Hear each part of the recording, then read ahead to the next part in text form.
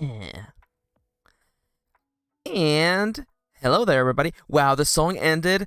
Y'all, the song ended just at the perfect time. That was not intentional. Hello, everybody. Welcome back.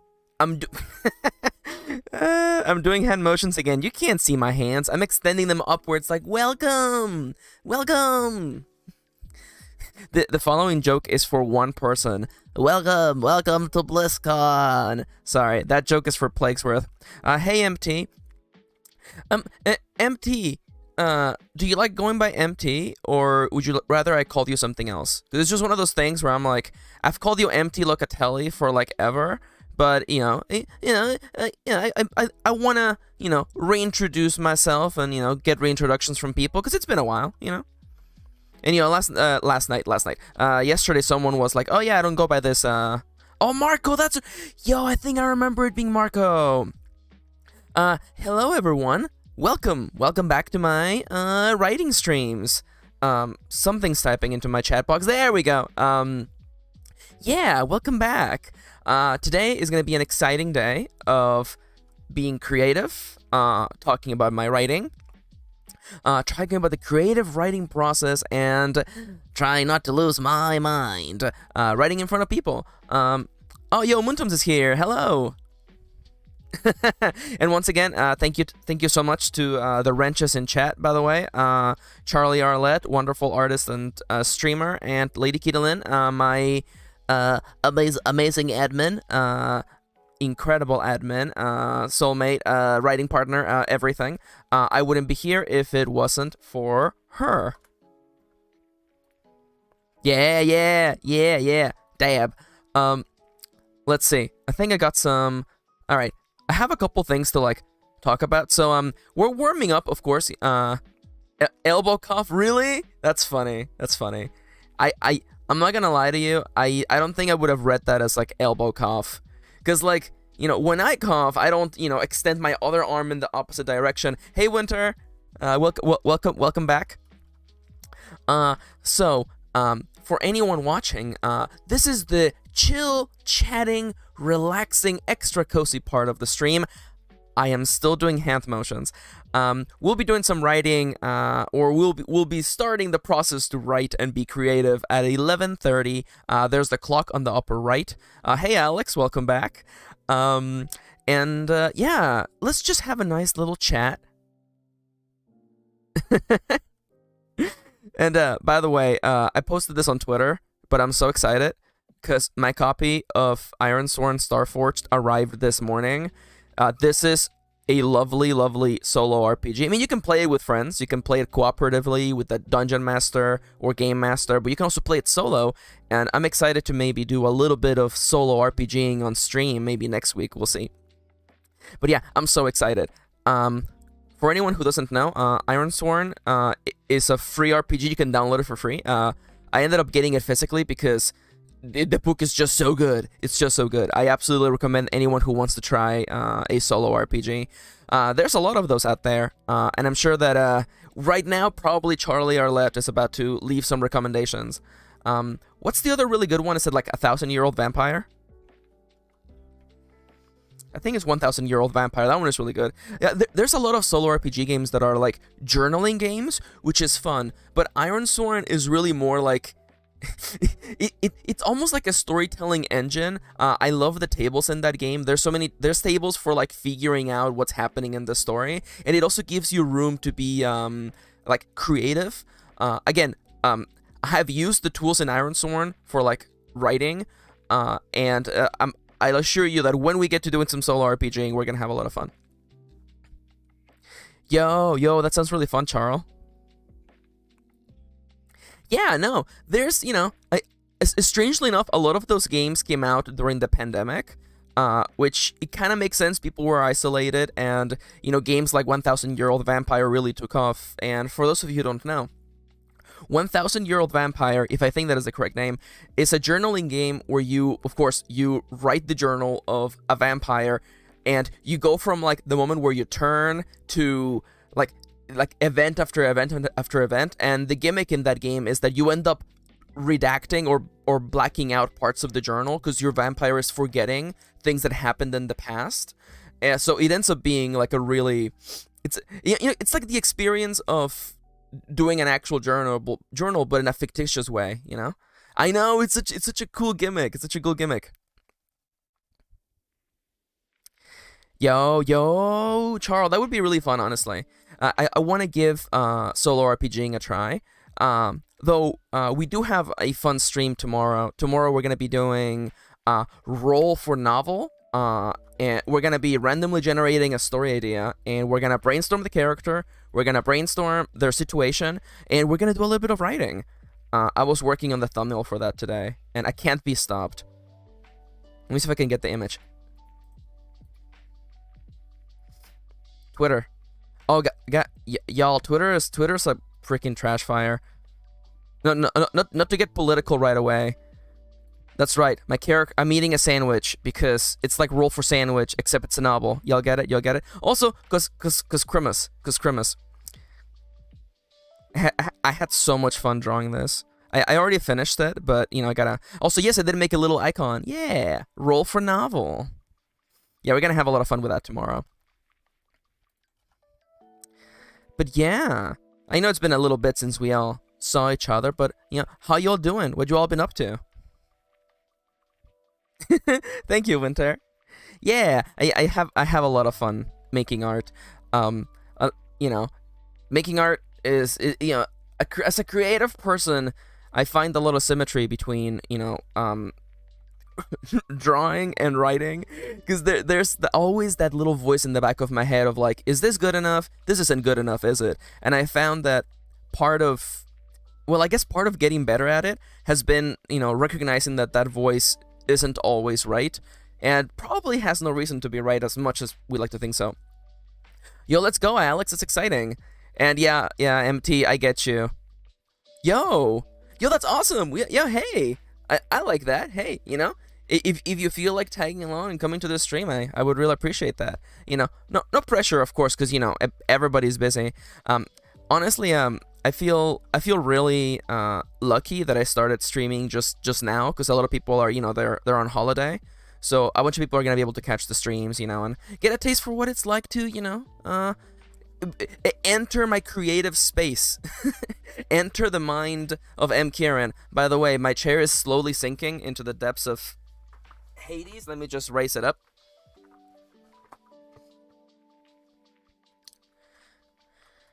Oh yeah, I get you, Charles. Hey, if anybody out there, yeah, if anybody out there, feel free to work along with me. Again, we were talking about this last time, but I love the idea of the writing room.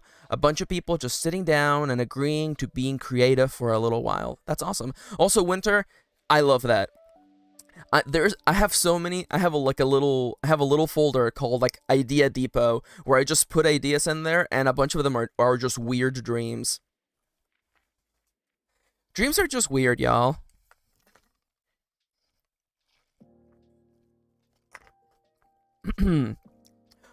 Also, by the way, everyone, let me know if I sound good, if the audio's okay, if the music volume is good. Props to Charles yesterday for pointing out the music was a little bit quiet. That really helped. But, if I sound good, if you hear background noise, please let me know.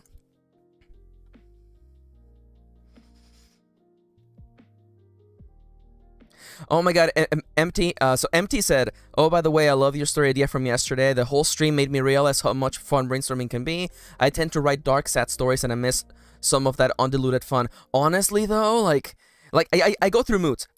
I super go through moods. Like, sometimes I write weird, super exciting, fun stories, and then I write, like, really, really sad stuff.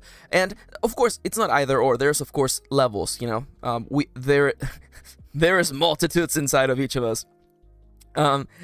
Okay. I might raise up the volume of the music just a little bit more. Let's give this a try. Yeah, yo. Sorry, the chat's going. Yo, Alexander Sigworth pointing out that, yeah, Rod Sterling, coming up with a lot of ideas through dreams. Yeah, that makes sense, actually. That checks out. But back to MT's comment about, like, yeah, it's good to sometimes give yourself the license to write something that isn't, like, super serious. And especially, I just finished The Last Bread Mage, which is, it's not a super dark story, but let's just say it has the highest stakes it could possibly have. and the third volume of The Fabulous Gaze gets really serious. There's still a little bit of, hope and brightness in there, but, it's the third episode of a volume, so things are getting very serious. And yeah, no, like... thank you, Muntoms, by the way. I honestly, like, I also have, like, my dreams are either, like, too nonsensical or too realistic. Like, I completely relate to that, I'm worried. I'm legitimately worried that I'm gonna start having dreams about, like, being late for the stream. Or, like, I press the button to start streaming and, like, oh no, I forgot my pants. Oh, where are my pants? But hopefully that won't, Fun fact, by the way, let's talk psychology for a hot minute. Oh, you know what? I haven't used my TED Talk background. Hello, and welcome to my TED Talk. Today we're going to be talking about the mechanics of dreams. It is currently, at this point, it is believed that the point of dreams in our minds is actually... oh, hell yeah, we should do that. But the point of dreams is actually for to give your brain a chance to practice scenarios. It's basically the danger room from the X-Men. It's a chance for your brain, which is constantly working, constantly looking for ways to solve problems, to actually experience problems without actually, it's a chance for your brain.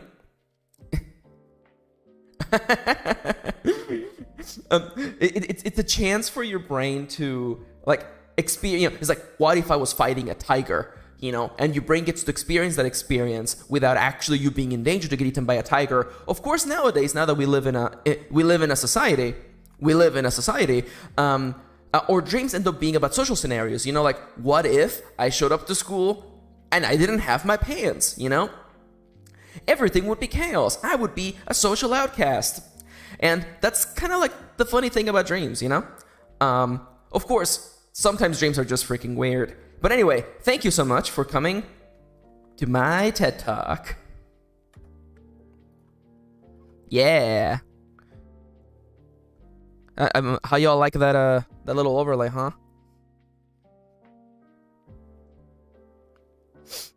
Oh, also, by the way, thank you. Also, Kitty, remind me. Yo, Pip Docket. Hey there. Yo, Kitty, yo, everyone. Thank you.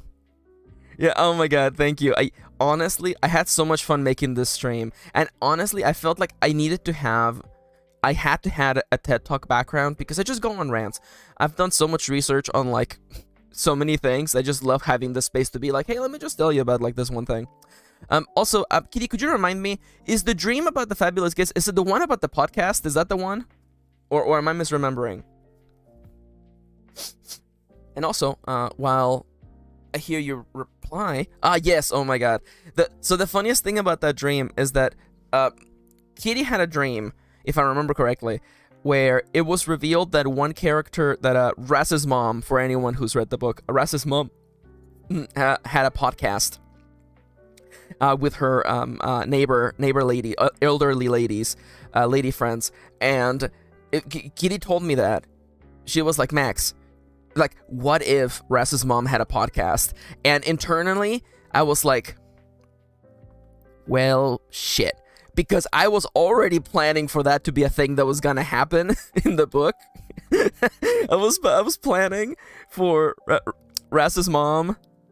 Yo, Charles. Damn. I mean, it's true though. But I was already planning. Kendra missed the TED Talk. Hey, Kendra. Everybody say hi to Kendra. And once again, thank you so much to all the wrenches in chat. But yeah, no. Basically, like, internally, I want to make this very clear, okay? I was already planning on making it so that Rass's mom would eventually start a podcast with her lady friends. But from Kitty's point of view, she just willed it into existence. And, like, honestly, like, that works. You know what? We take those. Yeah, mental link. Yeah, no, we're drift compatible. I believe that's if anybody likes a nerdy reference there. Yeah.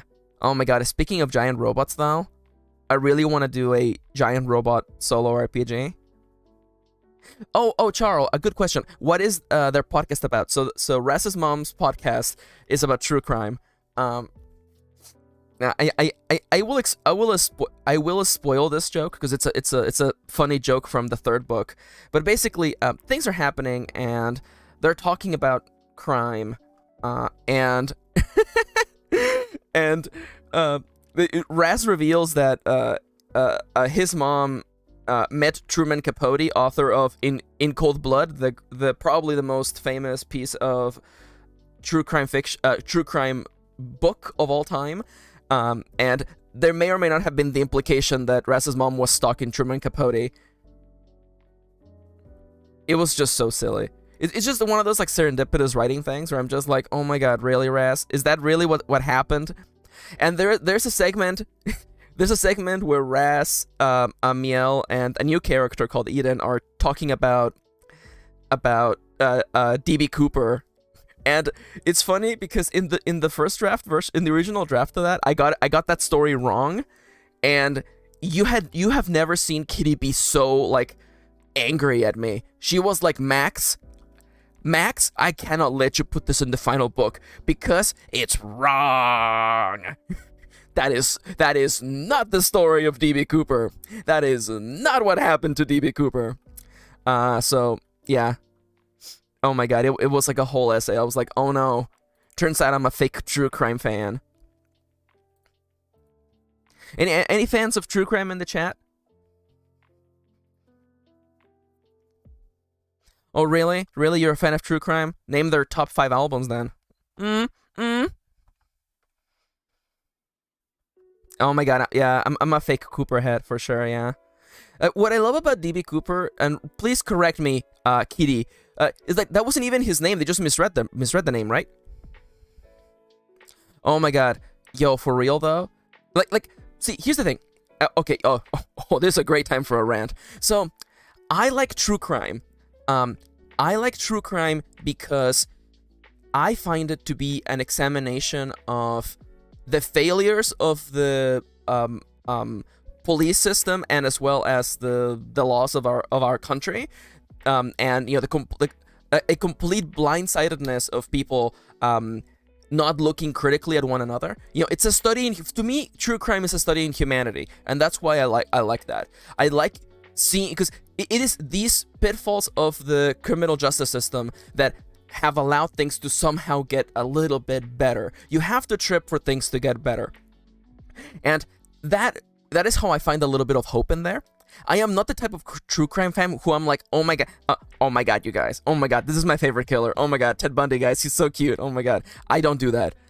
I don't know how people end up like that. I don't know how someone ends up becoming a stan for Jeffrey Dahmer. yeah. But it's just like I like true crime, not as a pop culture thing. Yo, for reals though, I don't know how that happens. Like I really enjoy, like, listen, like I'm probably one of the few people who have read in Cold Blood. I read Truman Capote's In Cold Blood, and the interesting part of that book for me was like, you know, like seeing, you know, the interviews, and you know, he did kind of like fictionalize a little bit of the book, but it's the first one. It's fine. You get away with it when you're the first when you're the trailblazer. You can get away with it, but it was the humanity in it that was interesting for me, not so much the mysticism of it. What's the name? Oh, it's Ed Gein. Oh, the Ed Gein case is messed up. And honestly, like, I'm the kind of person, like, yeah, I've read a lot on like serial murder cases. I have Helter Skelter sitting on my shelf right now because I want to read Helter Skelter. Oh my, yeah, yep, that's me. That's why I'm not running for office. But like, I have Helter Skelter sitting on my shelf right now. I want to read Helter Skelter, but you kind of have to be in the mood for a long burn murder story. Let's be entirely honest. And also, let's be entirely honest, the Marilyn Manson stuff has Charles Manson. Ooh, wrong person. The Charles Manson stuff has so much going on in there. Yeah, I know. Yeah. Oh my god. Sorry, everybody. Kendra in the chat. Kendra in the chat's gonna give us an essay on the inherent queerness of horror fiction. We will be expecting that essay in our desks by tomorrow morning for sure. But yeah, I don't know how we got here. I don't know how we got. How did we get? Oh, we were talking about the podcast from the Fabulous Gays Volume 3. Although it doesn't actually show up in Volume 3, but yeah. Hell yeah. No, yeah, man. There's so many like conversing with me is like navigating a fun minefield, in that, you know, you don't step on a mine and suddenly we're both dealing with trauma, but rather you step on a mine and I'm like, oh, I have so many fun things to talk about that. Oh man, there's so much fun knowledge in my brain. Yeah, Timberwolfie. Yeah, Moida, welcome. Hey everyone in chat, you're now accessory to murder. Isn't that fun?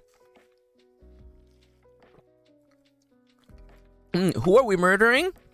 Boredom, bad vibes.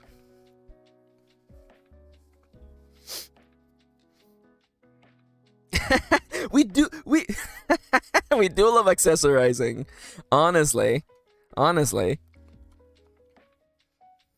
But yeah, y'all, I have such a good time chatting with y'all, to be entirely honest. Oh boy. Did I miss any comments? Let me just double check. Also, I do want to just oh my god, yo, pomegranate, kind of goated. Pomegranates are kind of goated. I keep forgetting that it's because he has such a convoluted name. Pomegranate and grapefruit are not the same thing. And I'm like, pomegranate, that's the one that's bad for your anxiety meds, isn't it? No, it's grapefruit. Anyway, pomegranate, kind of goated. Also, but pomegranate has that little like mythical edge to it, you know, like there's a bunch of like Greek fiction, you know, pomegranate, you know, fruit of the gods, all that other stuff, you know. What? Oh, by the way, this comment has scrolled by. I don't know how to pronounce your name, so please feel free to correct me. Book choice. Definitely do not stand serial killers. Yeah, that stuff is just, I don't know how people get there. What gets me, especially, it's happened a lot recently with Jeffrey Dahmer's Netflix series. But like, I'm like, you do realize that's a real thing that happened, right? Like, it's not like that wasn't Thanos. It's not a fictional thing. That's a real person who murdered people. You realize that, right? It's so like strange. But yeah.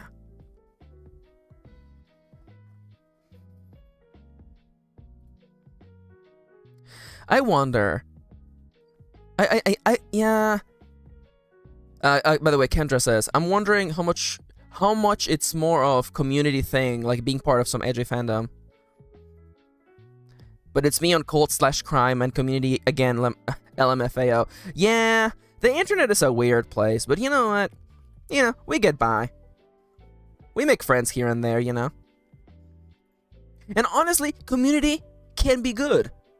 Not the show Community, because I haven't seen that, but you know, like right now. Like, guys, like right now, we have a community right here in this chat. You know? Every day since I've made the choice to do streaming, Twitter keeps reminding me that I made the right choice, because, man, y'all got the notification today? It was so bad. Twitter is a freaking trash fire. Yeah, there you go.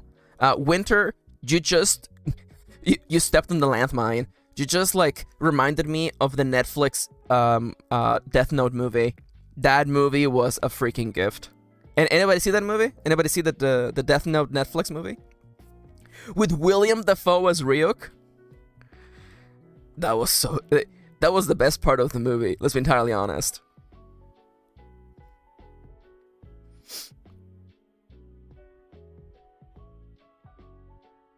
Yeah. Yeah, back in the day, we did a review for Dango Duo. Yeah, I know, William Dafoe. Okay, so, Book Choice, to answer that question, I'm not sure. I think I think it's bad enough that you can enjoy watching it. And, oh my god, L. I was gonna say N. That's a Pokemon character. L and Ryuk are the best parts. William Dafoe, again, I watched an interview with William Dafoe a while back, and it makes so much sense. That man only takes roles he actually wants to do, and he just goes all out.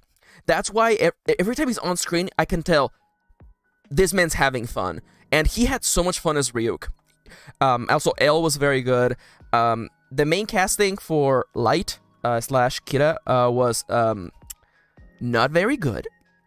In fact, there's a point near the end of the movie that was so bad that instead of being the dramatic end, Kitty and I were laughing real bad. So, is the movie good? I don't think so. But you can still watch it. No reason not to, partake in something that isn't absolutely perfect. Also, MT, are you telling me, they're making more? I hope they bring back...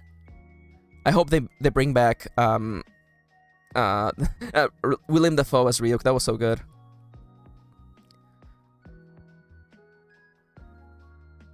Honestly, though, oh my god. Sorry, I think, was it... Oh my god, memes move so fast. Was it this year that William Dafoe had the drip? Or was it last year? It was this year, right?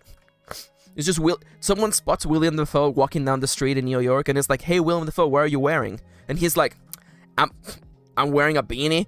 I got these shoes from Mexico." And I'm just like, "Yeah, you go, William Dafoe."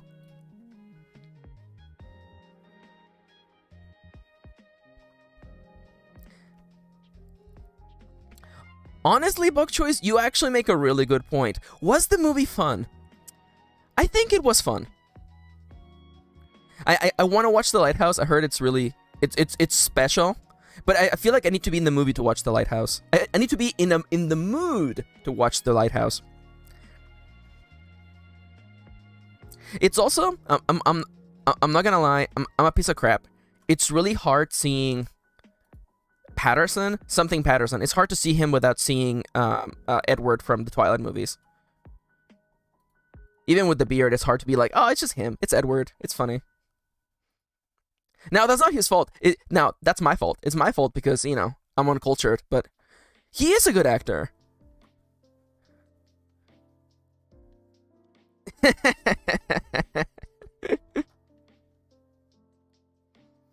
See, I like that we're having, a really nice...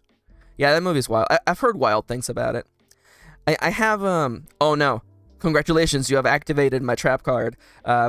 Kitty and I, we do this thing where we just watch like half a movie every night just to get through the entire backlog of movies that one has seen but the other hasn't.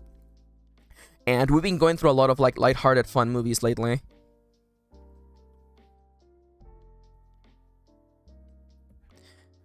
Yo, for real, Charles? Charles saying that Patterson was really good at Batman. Really channeled the pathetic, I'm having a mental crisis and dealing with that poorly energy. Yo, I'm down for that. Maybe not right now. See, here's the thing that I do, okay? Here's why I'm never current. I'm never current because I'm always saving things for later when I need them creatively for something, Like, a part of me, like, deep inside, I probably have, like, a story idea about a character who's kind of like Batman, like a vigilante with a troubled past. And as soon as Charles said that, I was like, oh, that gets saved. I'm not going to watch that until I need it. And I will say this right now. We're about to jump over to writing time, but I want to say, I'm getting ready to remake Raven's Gem / Lucian's story, and I have the Hamilton musical just like literally like saved on the top of the list. Like as soon as I want to get writing into that, or I want to get into writing that story, I'm gonna just watch the whole Hamilton musical because I feel like it's just like that's just like the vibe that I want to go for Lucian's story. Oh yeah, I'm getting ready for that. People keep asking me if I'm gonna go back to stories, and I'm like, I plan to. It's just time. Oh hell yeah, MT. Yeah, so my original inspiration for Raven's Gem. Yeah, Lucian is a good name. For the original inspiration for that story, I wanted to do fantasy in an Age of Sail kind of setting. and the magic system, of course, being gem-based. And I wrote that story. I actually wrote the sequel, but I never published it because I was going through things at the time. Oh, see, Bok choice. Do I listen to songs with lyrics when I write? I can do it, but I think it's only because English isn't my first language. It's the same way that I can listen to songs that have like Japanese lyrics or whatever, because like I feel like my brain can just like block them out as background noise. Yeah, I know. And winter, see, like birds of a feather, because that's exactly what I do too. Like one of the steps that I do for brainstorming books, I make a little list called the Regenerator. That is just like things that are kind of like the thing I want to write. And like if I ever, I watch movies, I read books, I listen to podcasts, I watch anime, but sometimes a little bit of an interactive experience can really help you get into the mood for a story. So for instance, for Trip's story, I have Animal Crossing, I have The Sims, games that remind me of life simulators, games like Harvest Moon, Story of Seasons. Those are the same series. We'll talk about that someday. But it's good to have like a backlog of things that you're like, yes, I want to write about something like this. But yeah, and going back to MT's question about the inspirations for rewriting Lucian, definitely the Age of Sail. I feel like the setting of Hamilton is like, it's like probably like 20 years too far in the future to be like super accurate, but thematically, aesthetically speaking, and thematically speaking, it's like just close enough that I'm like, yes, let's do something like this.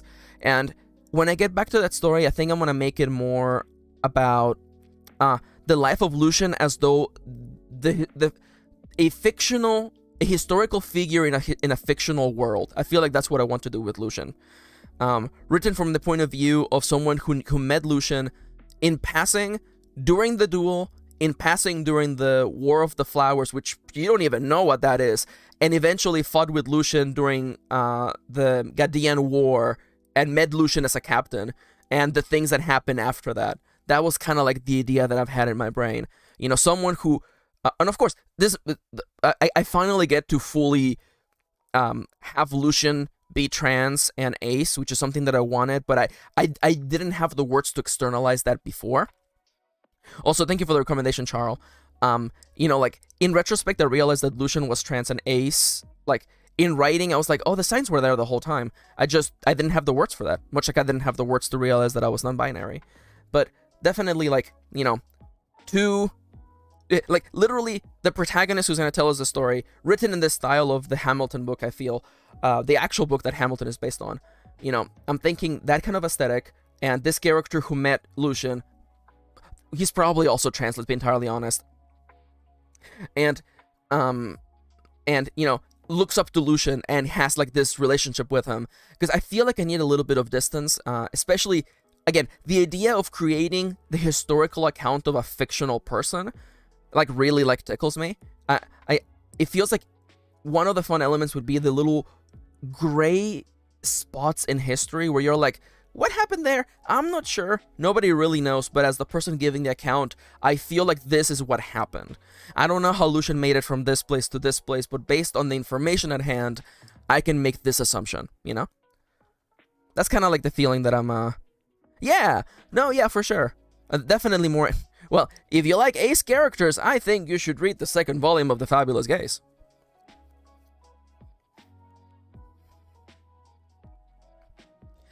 And honestly, I feel like winter just like hit a sweet spot for me, because for the Lucian story, I feel like the funness for me is gonna, because when you create your own world and your own story, there is the sentiment of in the beginning of time. No, but when you create your own story, there's the sentiment of like you have to answer all the questions, and I want to force myself to not have all of the historical answers to this setting, because I feel like that will make it feel more real. Because you don't have all the answers in our history. We have assumptions, we have beliefs, we have theories, but we don't have all the answers.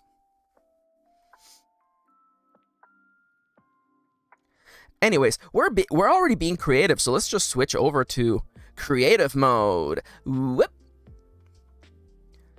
Also, my chair is sinking again. So, by the way, we've already been chatting for like half an hour. So, how about we do a water break, everybody? Get yourself everybody get yourself a glass of water, stretch a little bit. I'm gonna just stretch my legs for a second because I've already been sitting for a while.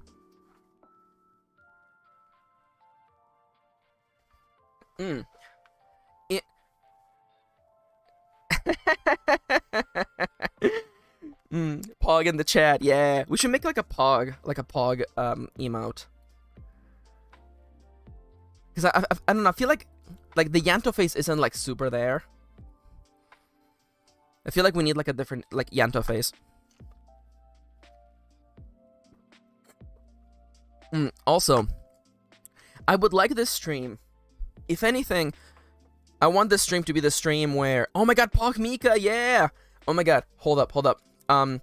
Kitty, could you please do me a favor and send me the picture of Mika to Twitter so I can show everyone in chat what Mika looks like?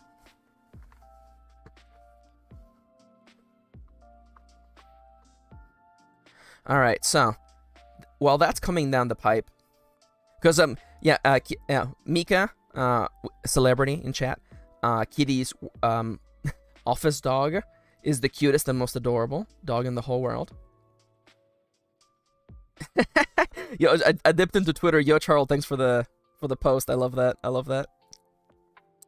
But yeah. Oh my god, here we go. Okay, everybody, get ready to pog, okay? Look at that. That's Mika! Oh, she's so cute. She's just a big floof. Look, it's just a big floof. Look at those big ears. Yeah, and she was begging for Kitty's bagel. Also, yes, she's blind, but she's super sweet and is navigating the world, being super kind to everyone. Yeah, she's so cute. I know. And the best part is that Mika has no clue that she's so famous. Yo, Alex, I love that emoji. That is so good.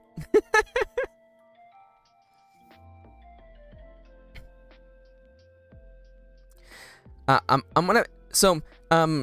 answer Kendra's question, she wasn't always blind, so I feel like she has enough like knowledge of how to navigate the world. She does bump into things every once in a while, but she's also near her owner pretty much at all times, so he helps her navigate the world. But she's just so sweet, honestly. And like I said last time, Kitty wasn't she was like away from her desk for a little bit, and Mika was sad. She got sad. She was going, oh woo, oh woo. My heart can't take it. We're blessed, honestly. We're blessed. We don't deserve our pets. We don't deserve them.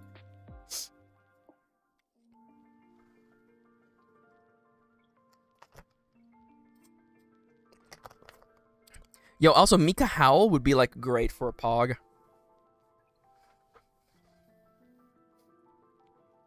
Rip. I know. Honestly, again, we don't deserve our pets. Everyone who's here was pretty much here yesterday, but I'm just gonna do like a quick recap so we can jump right into the writing because I'm feeling it. I was a little nervous yesterday, but today I'm like excited to get back into writing. So, Yanto's here right now. No, you know what? I lied. He was sitting inside of the box that Starforge came in, and I think he's outside. I think he's chilling with the wizard. Really? Yo, okay. Am I secretly goated? Cause honestly, internally, I was like, not dying. Yeah. Oh, thank you. I'm so happy. It's again. Maybe it's just me. Making art is hard for me, especially because I look at everyone around me on Twitter, and even like people like in the chat. Charles' art is amazing, and I look at them and I just get art envy. Also, Charles' partner, Winnie, has incredible art, and I just look at her art and I just get art envy constantly. So I really appreciate the compliments, whether it's oh my little chibis and my art is cute. I actually appreciate that. And also in my writing, it turns out that when you compliment people, it makes them feel better about their stuff. That's why I like to compliment everyone whenever I get a chance. The world needs more positivity. So yeah, we'll be writing some more of. Aw, thank you, Angel. We'll be writing some more of Trip's Super Richest Rags Adventure, which is a story about what if reality was a video game and you could beat it, and what would it mean if you could beat reality? Would the world end? I'm not sure. We're gonna figure that out. And Trip is unknowingly going to trigger the end of the world, or the victory state, by spending all of their money. See, okay, Winter over here with a really good message. There is no right or... Forgive me. There is no right and wrong way to art. Your art is sweet and competent, and it has heart, which is the most important thing. Thank you so much. Thank you. I definitely try to be very genuine in my writing, and in my art. Like, I guess it's part of my voice. It's part of who I am as a person. I learned a long time ago. Oh, we gonna get serious. I learned a long time ago. You know what? I learned a long time ago that life is very short, and there isn't enough time to make all the mistakes and to carry an air about you that you're more than what you seem to be. I am who I am. I don't feel the need to present myself as being more or less. You know, I am a writer. I'm a creative person. I'm a goof. Oh, thank you, Charles.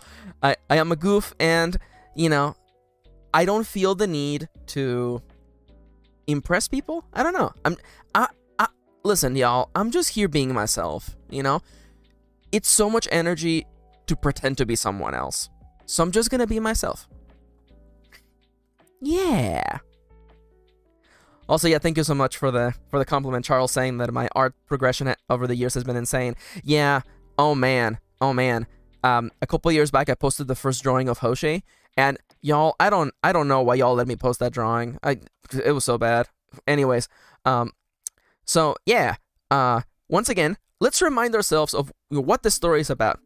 This story is about a gamer protagonist. Trip is queer.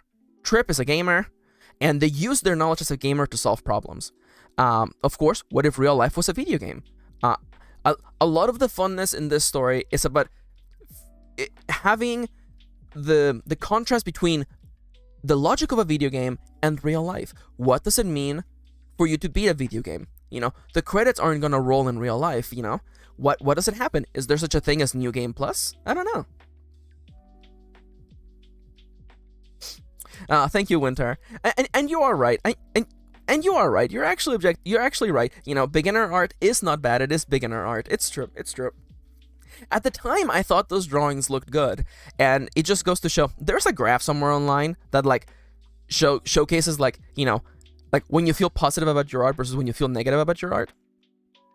And, you know, I'm going through the cycle, and I wish it was as easy as that for writers, you know? Because when you're making art, it's really easy to see your progression. It's really easy to see confidence in lines.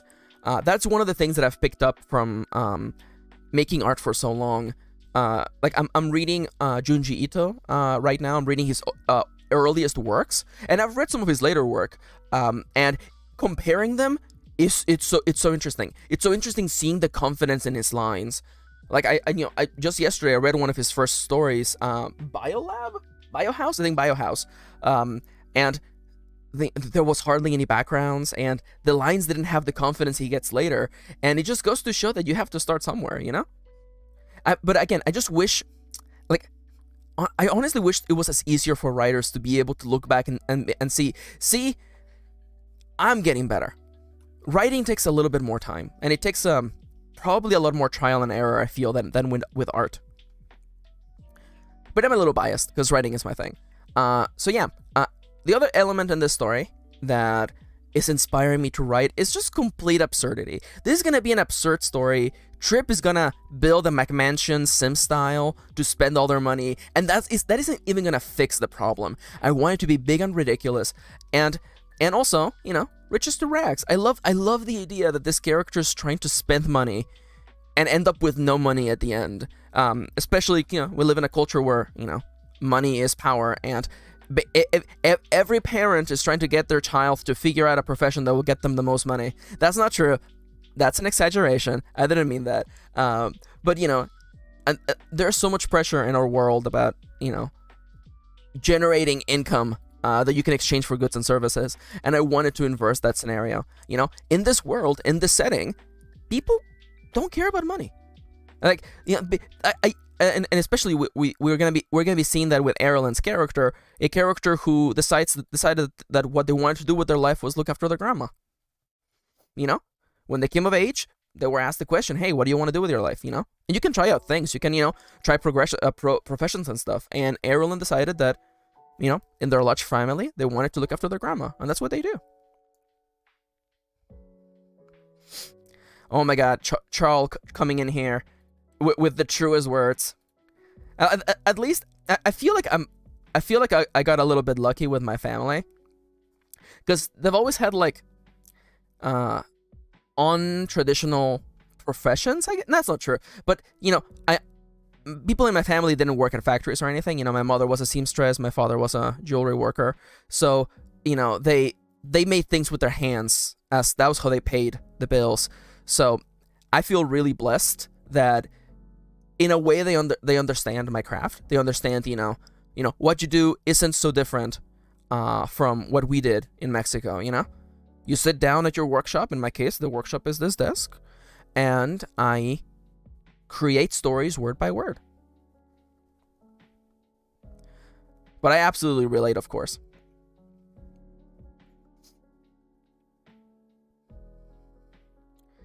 Honestly, though, Kendra coming in with the hot and not spicy at all, actually, takes. Yeah.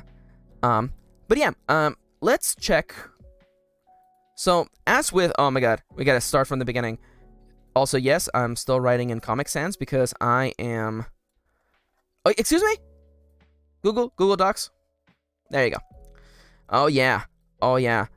I had a sentence that I wanted to finish yesterday for sure. How much did we write yesterday? Let me double check. We wrote, okay, 1043. That's not too bad. Let me just write that here. 1043 words. And the goal for this chapter, chapter 4, the goal is first interaction between Trip and Erlen. I originally wanted to also introduce Juby and Espruce. Juby being the mayor for the city. I put mayor in brackets because I don't know what a mayor would be like in this world. And instead of stopping the brainstorming process to brainstorm something else, I just figured, you know what, Max from the Future can fix it. Max from the Future can just figure out what a mayor is like in this world. And Spruce is tall, strong, and quiet lesbian living in a small cottage between Trip's lot and the rest of the county. I was gonna introduce them, but honestly, I'm looking at the length of this chapter, I'm like, that's not gonna happen. So let's talk about chapter length for a second. Consistent chapter length, I feel, makes for more consistent pacing in a story. So I strive to make chapters of a similar length. Of course, the goal isn't for them to be exact. Kendra taking notes. The goal isn't to make chapters the exact same length. That isn't the goal here. But the goal is to have them be of a consistent length. So I like my chapters to be, for this book, I want them to be like 3,000 words. That ends up being about, oh my God, let me just do the math. 3,000 words. Now, I have, most people say that a page is 250 words. I have found that in my printed books, especially the way that I arranged the lettering, it ends up being 198 words per page. So my chapters are, on average, 15 pages. I feel that a 15-page chapter is a pretty comfortable chapter length. And again, this depends on, honestly, this depends on what you like, There isn't hard rules for this. Formal reminder that everything that I do is what I like to do. There are no hard rules in writing. There's only what you do and what works for you, okay?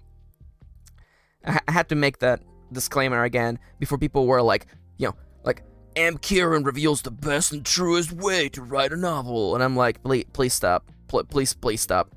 So I I felt that for this novel, 15 pages a chapter, 3,000 words, that felt comfortable for me. Now, you may be thinking, this chapter is supposed to be 3,000 words, and we already wrote 1,000 words. There is absolutely no way I'm introducing 2 more characters within this time.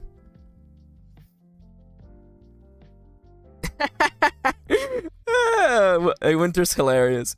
I am the king of 90k words chapter. Laughs maniacally, laughing, lighting crashing in the background. Don't ever be like me. Your editing self will hate you for it. Like, see, like, you know, sometimes large chapters happen. You know, I have been known to write long chapters. During revision, I often find myself just splitting them. I'm just like, if I write a chapter that's 6,000 words, I find a way to split them in 2, and I, you know, figure out the pacing. But, you know, that's the stuff you gotta figure out for yourself.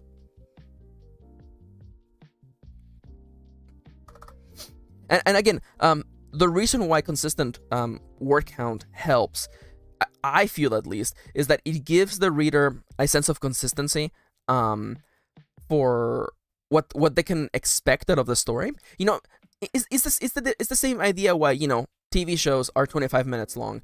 You know, well, that isn't the reason. The reason is advertising, but never mind that.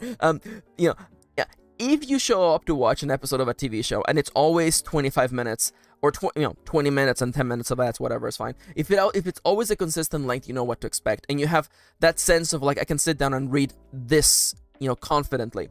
In a story that, you know, you have varying levels of chapter length, then I feel that maybe the reader won't feel comfortable being able to sit down and knowing that they can read X amount of pages in the time that they have. Also, Alexander, you know, my entire third act is one long chapter. It's 15,000 words. Honestly, you know, sometimes things work, you know. Again, the stuff that I'm talking about here is not hard rules. It's just what works for me. And, you know, and I don't ever want to give you the impression that I'm never going to write a long chapter, because I've done that. And I may do that in this book. I don't know. Sorry, I just realized that the opening of this book is actually like 10,000 words. But anyway, you know, we're all very human here. The date today is the 22nd.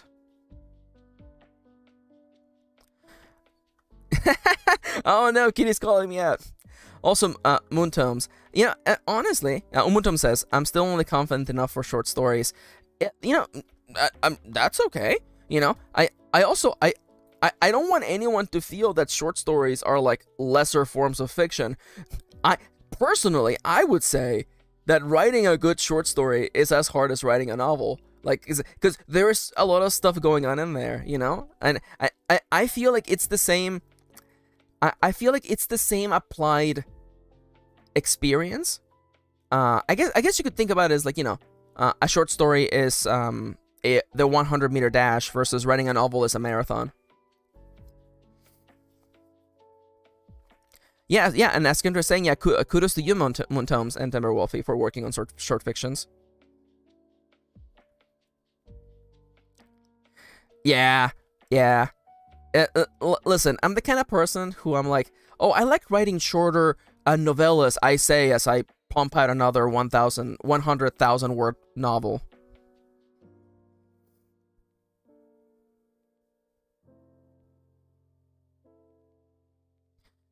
See, I definitely like the writers coming out of the woodwork and being like, nah, man, short stories are rough. It's hard to do short stories. Alright, so the date today is 12/22/2022, and it's a Thursday. Oh, by the way, shoot! I have... Aw, everyone is so sweet. I have plans for today. The stream, everything should be fine. I might have to leave like 5 minutes early, but you know, we'll get there when we get there. We're gonna meet up with a friend of the channel, Doomsworth. We're gonna meet up with him and do some late-minute Christmas shopping. That'll be fun. But so the goal for the scene, again, we want more interactions between Erlen and Trip, and you know, the chapter should end when Trip realizes that this world is indeed different.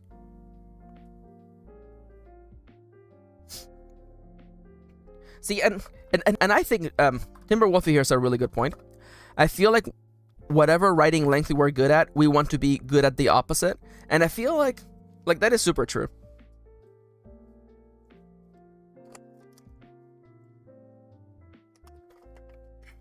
And I wonder if it's because writers have spent so much time looking at their own work and looking at their own thoughts that we become super critical. We assume that what we're doing is not the best, so the opposite of what we're doing must clearly be better than what we're doing. And I wonder if that's human nature, or maybe I'm just oversimplifying things. I don't know.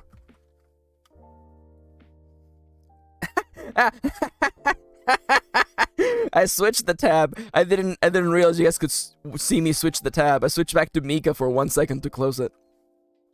And I was like, no one can see me look at Mika. But actually, you all could see me. The best jump scare in the whole world. Yep, it's true. So, last time,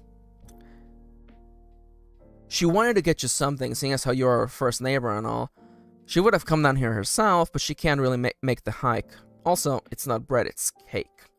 I pulled the little cloth off the basket, revealing something that looked more like a loaf of bread than cake. It was plump, golden brown, and spotted with a combination of nuts and dried fruit. It certainly wasn't cake, though I wasn't about to argue with the present, because ability and all that nonsense. Let's go with that. Which reminded me. Okay, yeah, I don't know if Trip would be like so energetic. No, maybe they would be energetic. Oh no, so much chat. More lovely floof doggo is always a plus. That's true. That's true. Yeah, see, Kendra coming out here with the good advice here. If you're considering a degree in writing as well, a short story is a great thing to have in your portfolio. Oh, Kendra. Nice to. I don't know if maybe like give me like one more line, Max. I'm gonna just like highlight this just to like cut it later. Which reminded me. No. I'm overthinking it. Nice to meet you. The name is. Let me just rewrite that. Nice to meet you. I held my hand out to the stranger.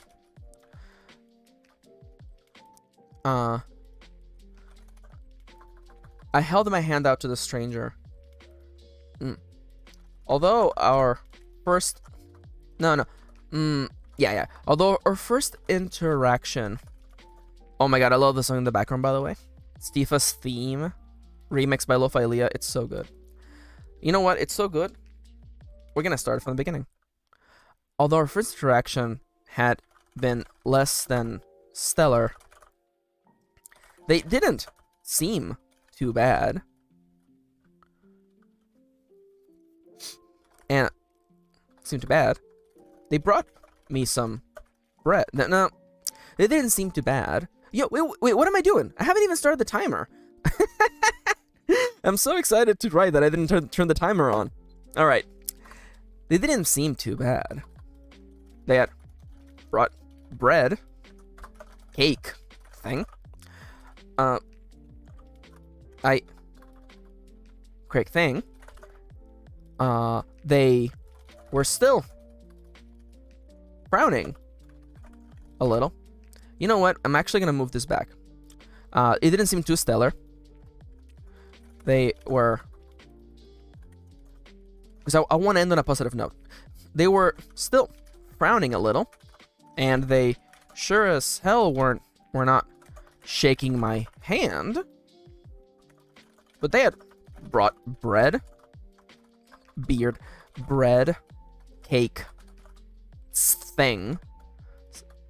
Then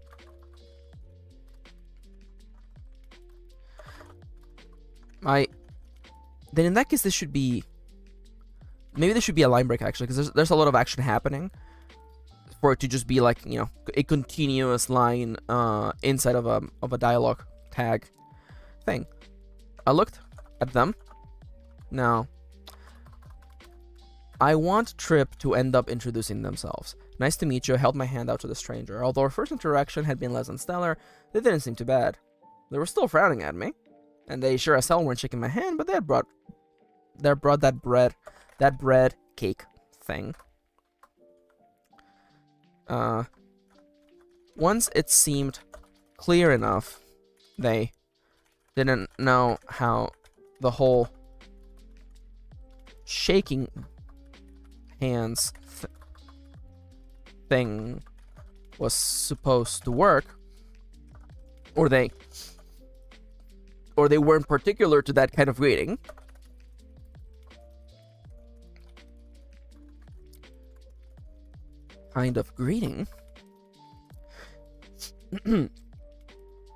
Once it seemed clear enough, they didn't know how the whole shaking hands thing was supposed to work, or they weren't particular to the kind of greeting, I flashed them a smile. I flashed them a smile, trying to disarm the tension. Names. Trip. Name's Trip. The name's Trip. How many different ways can you actually, like, say that? The name's Trip. And you are? And you are? Oh, I would never. I don't know about ellipsis question mark. I don't know about that. I don't know about that one. And you are? Yo, we broke 20,000. Let's go. Yo. Poggy. The name's Trip. And you are? Erilyn. Pog in chat. Yo, 20,000 word. The 20K is real. Erilyn. Ooh, I want them to point, they're gonna point over their shoulder with their thumb, I think. Erilyn. Oh, I forgot Trip has to introduce themselves and their pronouns. I forgot about that too. Yo, / Mika Howl. The name's Trip, and you are? The name's Trip. Pronouns are they, them. And you are? Erilyn.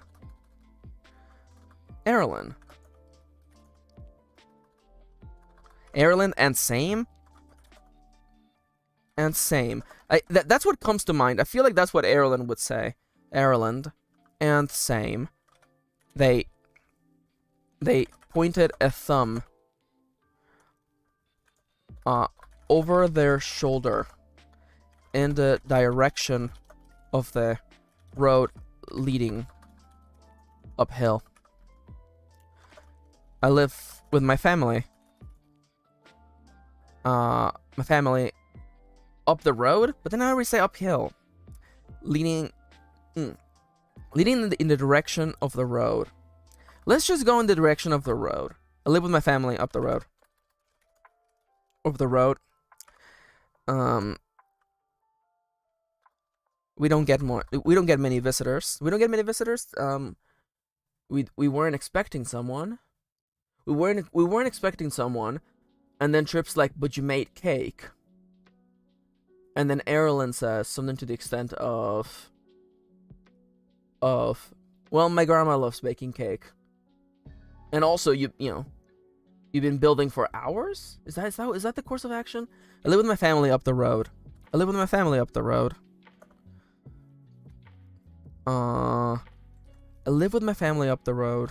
We don't.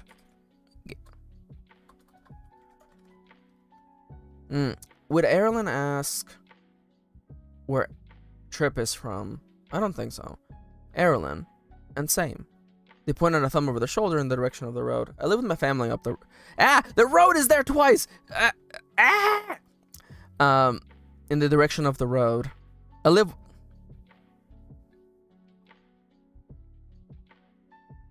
Oh my god. Trip, that is... the Timber, that's really funny. Do you think Trip has ever introduced himself and someone interpreted it as Trip wishing for them to fall over? I don't think so. Because that isn't Trip's real name. So the backstory for Trip, and this is introduced earlier in the book, is that Trip was like the part of their gamer tag handle that they came up with when they were like 11 years old, and because they entered gaming tournaments, it kind of just stuck, And because, they gather around gaming circles and gaming tournaments and a gaming shop, people just call them Trip, even though that isn't their name. So there's a fun line earlier in the book where they're like, sometimes you just come up with a fun series of words when you're 11, and that's just your name for the rest of your life. So in the real world, I don't think they would introduce themselves ever as Trip. I almost feel like they're a little embarrassed by it. But in this scenario, I feel like they have just nothing left. They're like, well, I guess I'll just be Trip here. It's just easier. Especially because they already introduced themselves as Trip to Compa. So, Erilyn and Sam. I live with my family up there. I live with my. We live up in the black house. You've seen it, right?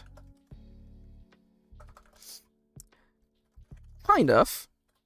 I said, remembering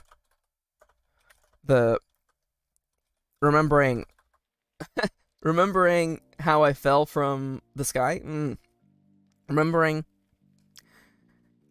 I said, memory flashing with my memory, vertigo flashing by my memory. There we go. Vertigo flashing by my memory. Flashing by in my memory. Kind of. It's a big house. We all live there. Erilyn shrugged, then looked past the I know what's coming. Past the open door at the square little room that currently comprised my house. Inside, Compa waved. Waved excitedly. And Erilyn waved back. Oh, that's so cute. Waved back. Blessed. And Erilyn waved back. Is this it? See, okay. And they ask. No, and waved back. Wait, after that. They smiled. Oh, slimed? They slimed? They smiled a little. No. Their frown softened. Their lips shaped into no, not soft. I already said soft. Their lips shaped into a subtle smile. Is this it? Is this really it? What do you mean? I asked. Is it just you? Erilyn. I'm moving my face. I'm moving my head, trying to mimic the emotions of the characters and the motions of the characters. And anyone else do that? Anyone else make character faces while they're writing, or just me? Is it just you? Erilyn tilted their head to one side, as though trying to glimpse to get a glimpse.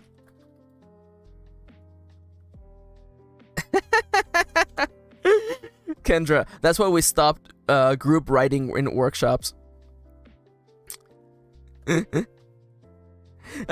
Honestly though, okay, listen, I feel like it depends on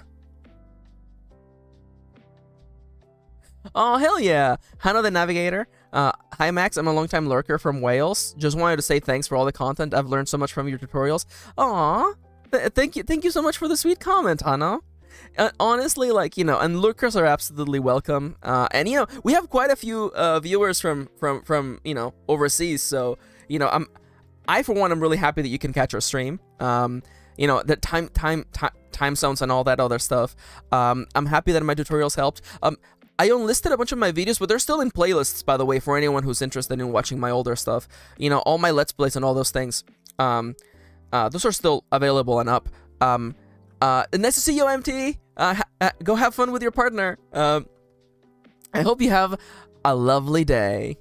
And yeah, thank you so much for the sweet comment. Is it just you? Erilyn tilted their head to one side, as though trying to get a glimpse. No.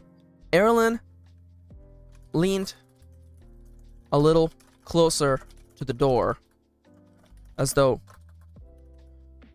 expecting to see something or someone else in one of the corners of our... By the way, I'm gonna go back, and I think it would be a nice little character moment for Trip unknowingly referring to the house as our house, because Compa also lives there, in one of the corners of our little home.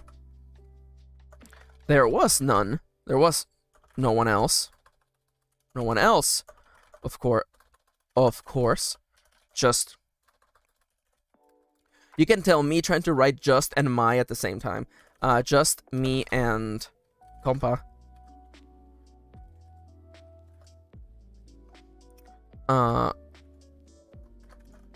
You live all alone with your... Oh, what the heck did I... You know what? Name of companion phone. I don't remember what I called them. I don't remember what their actual name is. I'm just gonna put that in there and we'll figure that out later. You live all alone with your blank? Where's your family?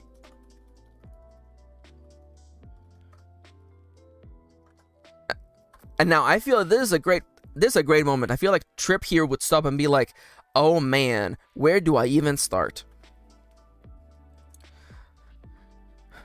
I was not ready for that answer. No, I was not ready for that question. I was not ready for that question. I had been doing a lot of lying. Mostly to Compa.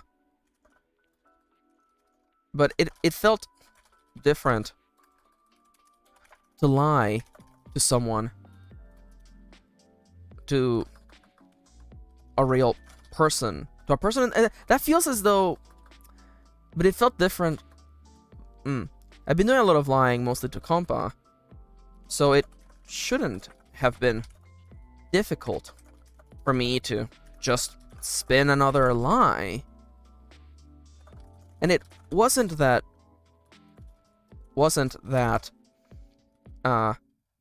it was harder to lie to a real person versus a sapient device.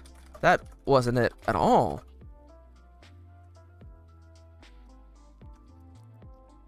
The reason I hesitated to talk then, which made me look even more guilty than I intended, was that I had already lied to Compa about my family, about why I was all alone, and for a semicolon, which apparently wasn't a normal thing to do. Originally, I assumed this world had to have runaways, but Compa's shock at my mere implication seemed to the mere implication proved this wasn't the case. Hence why I pivoted to the story about having a rich uncle who died. I didn't want to get caught in a lie, especially not right in front of the person I had been lying to just a few hours prior. So I tried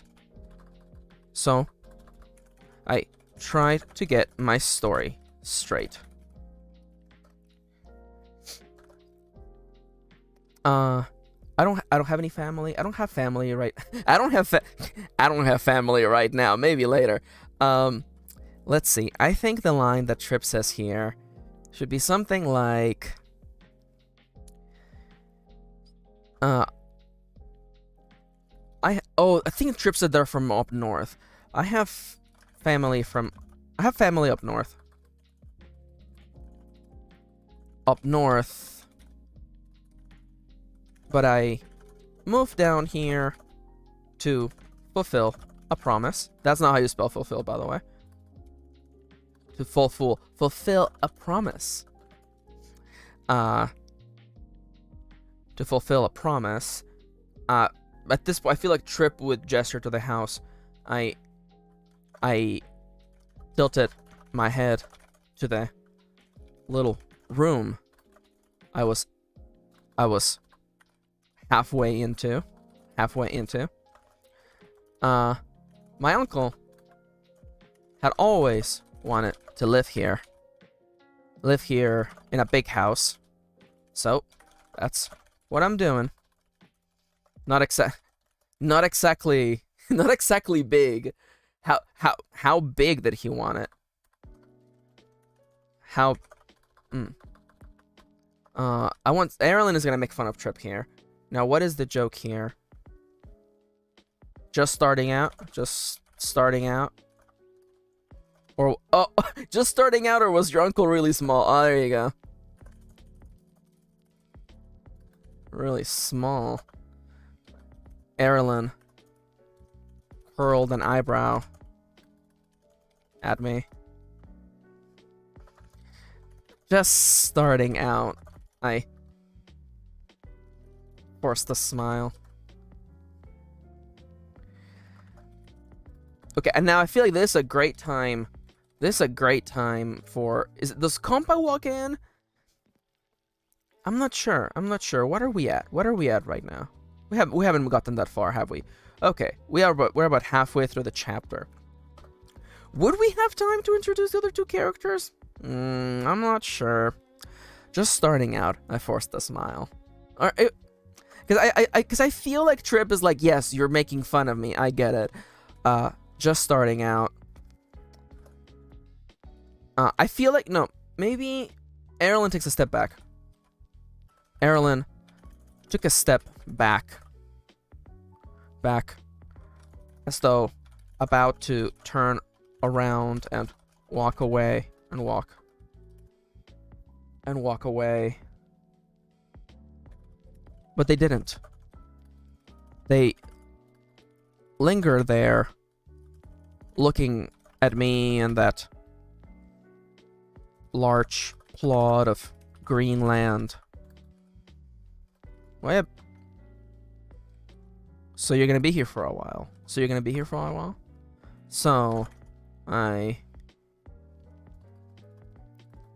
see a lot of me. You're gonna see a lot of my grandma. Just starting out. Can I ask a question? Why a big house? I feel like I can sense what Erilyn wants to say, but I'm trying to like hook the right fish, if that makes sense. Erilyn took a step back as though about to turn around and walk away, but they didn't. They linger there, looking at me and that large plot of green land. Can I ask you a strange? No. What do I want to achieve? I want to get to the two of them having a nice moment together. Also, Trip has to thank them for the cake. I gotta remember that. Trip, thank for cake.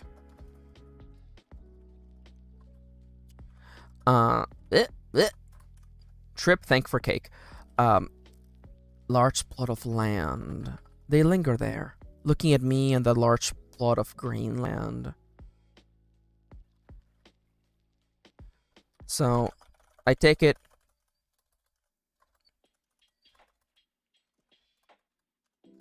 you'll be here a while? I didn't realize how earnest that question was. Oh, I can feel it now. That question was... I thought they were still playing with me. So I rushed to...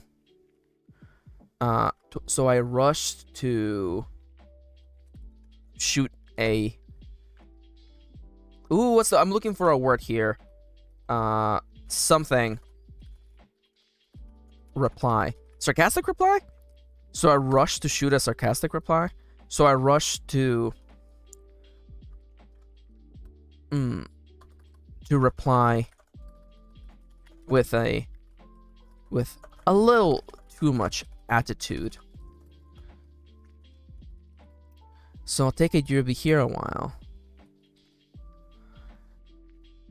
The joke here is that not many people have moved to this town in a long time. I'm gonna assume that probably Lainey and Roland were the last two people who moved into this town, which means that Erlen hasn't really known people their age, so they're a little bit like, wow, there's someone who's my age here who isn't Roland and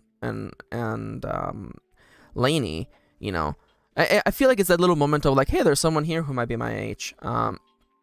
Even though Erlen looks way more serious and much more mature than Trip.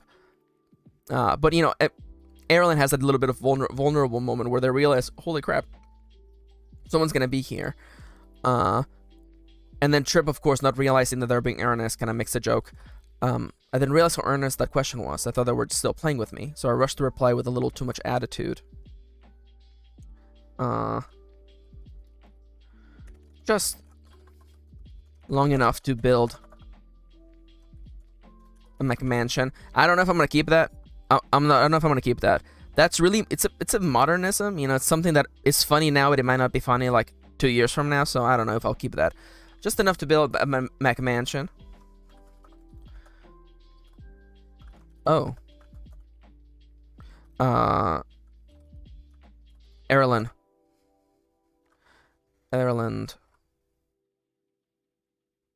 Shrugged? No, I want the image of them like losing their composure for a moment. Erland narrowed their eyes, maybe? Let's go with that for now, okay? Listen. We can fix it later. Erland narrowed their eyes.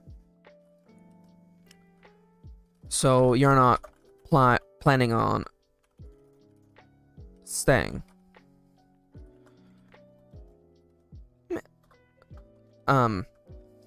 So you're not planning on staying? I don't like narrowed their eyes, but you know what? It's too late. We gotta go. So you're not planning on staying? I couldn't. I suddenly noticed something in their expression. An etch, a familiar sadness. It's a little bit too serious, but we're just gonna keep going. They looked sad, disappointed, as though a party had been hauled off hours before the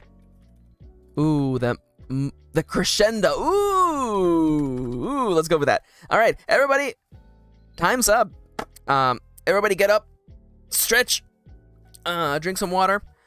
It's time for a good old hydrate. Oh no. Hydrate. Everybody, go get some water. Stand up. You know that I'm doing it too.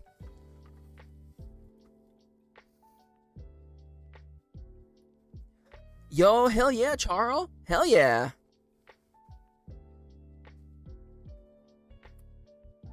Everyone is just so productive. Yo, Charles, what are you getting for lunch?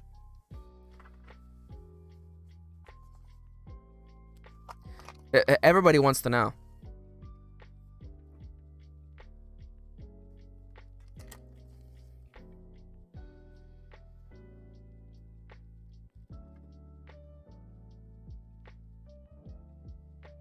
Also, I'm definitely feeling better about this writing session for sure.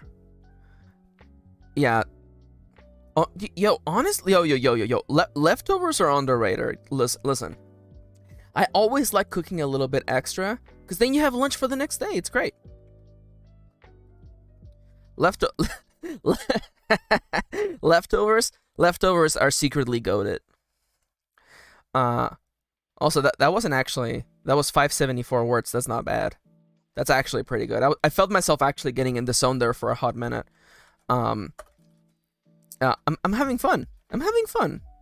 I hope y'all are enjoying, you know, watching me. Honestly, I'm gonna be entirely honest. Okay, today I'm not losing my mind.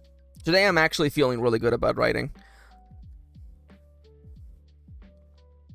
See, and Winter here, Winter gets it, you know? Leftovers are one less day of cooking, you know? It's true. And especially, like one of my favorite go-to meals is, like, curry. You know, like, rice, super easy to reheat. Curry, super easy to reheat. Boom, you got yourself a couple days food, you know?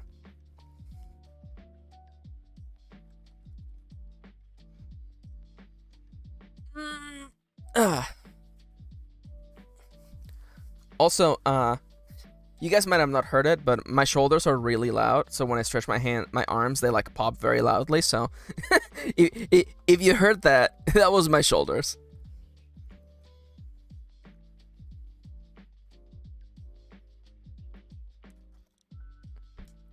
Oh, okay. And now, by the way, to everyone who is about to get back to doing some more writing or editing, or you know, even if you're just chilling and watching, I want you to do this, okay? Stretch your arms forward or outwards, and stretch them so you can feel the little, like, hold your palm. Like, imagine you're just shooting like a laser beam out of your palm, and just stretch those arms. Feels so good.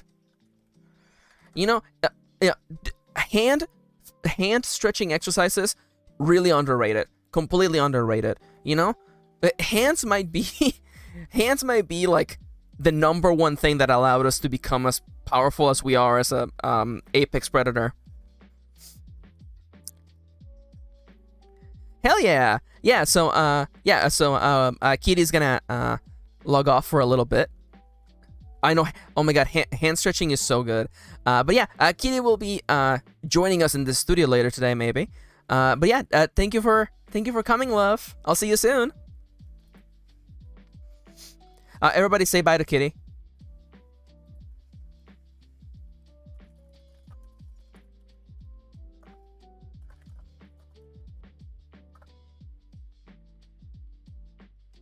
Also, yes, you all better behave. Everyone is so sweet. Everyone's just so nice. Alright, the timer's about to go off, so it's time. It's time to get back into the mode. So, let's pop the timer. 25 minutes. Let's go. As though a party had been called off hours before the crescendo. Hours before the crescendo. Were they... Crescendo. I wondered if they didn't get many. The trip has enough context to be able to say this. Telling from how secluded our little neck of the woods was, even to the rest of the county, of the surrounding county. I assumed, I had the faint feeling that not many people came this way. In that case, it was obvious. In that case, getting a new neighbor would have been. I always put 2 O's in neighbor, because neighborhood, you know. And I keep thinking, you know, if hood's got 2 O's, neighbor's gotta have 2 O's too, right? You know, you gotta share. In that case, getting a new neighbor was probably a momentous occasion. Probably worth baking a cake over.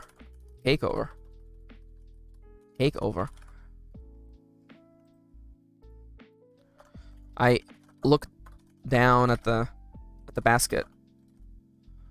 At the loaf of bread. Maybe, probably worth baking something over. At the loaf of bread claiming to be a cake. I looked down at the basket, at the loaf of bread claiming to be a cake. And I felt a bit sad. And I felt, no, it's just a bit. I know that sometimes you have to, like, you know, you have to, like, commit to hard emotions, but in this case, I want to just give you, you know, just a bit. Also, by the way, if my computer just, like, hiccuped for a second, so y'all let me know if everything's okay on your end. And I felt a bit sad because I didn't intend to stay. I wanted to go back home. Because I didn't intend to stay. To be honest, I didn't think this was all real. I was still in that dreamy high where I thought this whole experience, okay, thank you so much, Timber Wolfie, for letting me know. Honestly, like, my computer should be able to handle, you know, streaming what is basically just Google Docs, but computers are weird. Sometimes things happen. Nice person feeling slightly bad about wanting to delete the world. See, the thing is, Trip doesn't know they're gonna delete the world without realizing it, or they might lead towards something like that. I was still in that dreamy high where I thought this whole experience, falling from the sky, building a house using a talking phone. Oh, by the way, so I didn't clarify this earlier because, you know, this already like 20,000 words, but at the end of the introduction where Trip is alone, D has left them, has given them a phone and tells them spend all this money. Trip thinks for that hot second, or they come into believing that there's no way this is real. There's no way that this is actually happening. And they say narration. I like that. I really like where, and thus began the next few weeks of my life where I lived in complete bliss, wholly unaware of the consequences of my actions. And I feel like we're still a little bit there, you know? I know as the writer and author that it is in fact the real thing that's happening, but Trip doesn't do that.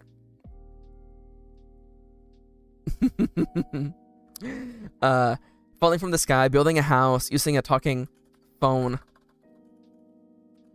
to build a house. Wait, building a house using a talking phone was not actually happening. And even if it were happening, and this was all somehow real, I sure as hell didn't intend to stay. I had family. I had family. I had friends. My cats were in the other world. Maybe just one cat, let's be entirely honest. My cat was in another world. No, my cat was... I had my friends. I had my cat. I wanted to go back to them. That was why, against all common sense, I was playing along to these requests. I was gonna spend all that money. I was gonna spend all that money and hopefully get back home.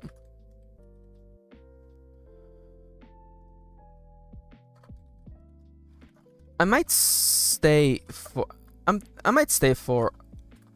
a little while. I lied. I said trying to be nice.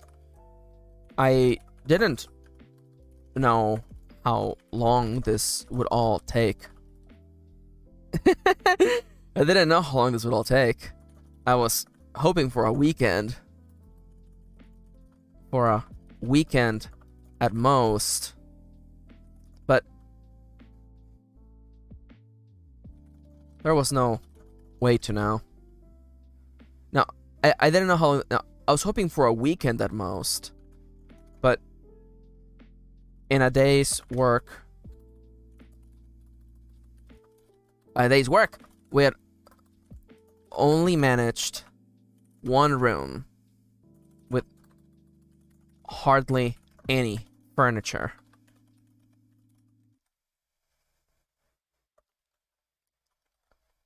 I might stay for a little bit. Okay, maybe a little while. Okay, maybe a little while. This seemed to brighten.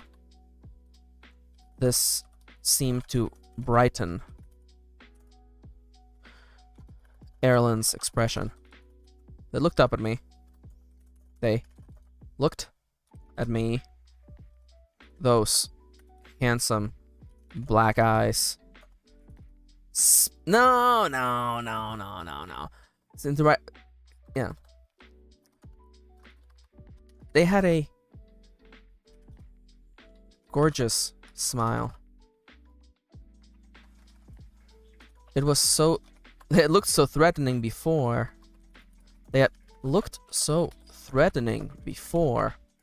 But also I don't know if you guys can hear this this background noise outside. I don't know if you guys can hear it. My microphone is pretty like I have set it up pretty well, but like man, someone is doing something outside for sure. They had a gorgeous smile. They had looked so threatening before. I feel like I'm like rubber banding here, but let's just, we're just gonna keep going. We'll fix it later. They had a gorgeous smile. This seemed to brighten Erlen's expression. They almost looked friendly. They almost looked. Let's go. Okay. I'll go with that instead. They almost looked friendly. I only felt a little intimidated. Yo, big salad. The big salad is real. They almost looked friendly. Sorry. Kitty and I recently watched all of Seinfeld. So, like, she finally understood, like, half of the jokes I make. We also intend to watch, like, the first 9 seasons of The Simpsons. So then she will understand the other half of all the jokes and references I make. They almost look friendly. I only felt a little intimidated. Mostly because they were so damn good looking. So good looking. Though, then again, I want Trip to be like, I might be looking forward to having this neighbor. Mostly because they were so good looking. In a way, I was excited to have them as a neighbor.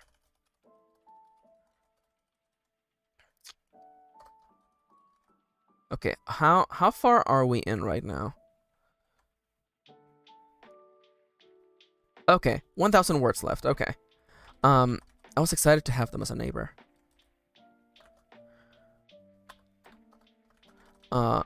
If you need anything, just run up the hill or... Oh, are there telephones in this setting? No, there are telephones in this setting. But I think it would be funny if it was like old-timey telephones where you don't call a person, you just call like their house. So I think Erlen's gonna say, if you ever need anything, just call the blank house. I don't even know what their last name is gonna be just yet. If they even is last names in this setting. We have not figured that out yet, but we will. I guess I'll just call them goths for now. It's a little bit of a nod to The Sims. In a way, I was excited to have them as a neighbor. Oh, yo, that's weird. Let me see. No, yeah, the stream is good on my end. Oh yeah, Compa can make calls. Compa is the combination of a compass and a phone. Weird. Man, the internet is crazy. Like even like it's funny. People were saying that like, that makes more sense. That makes more sense. Yeah, because I do have the DVR mode is on, so if someone is like, oh, I came into the stream late, they can actually they can rewind and see what they missed.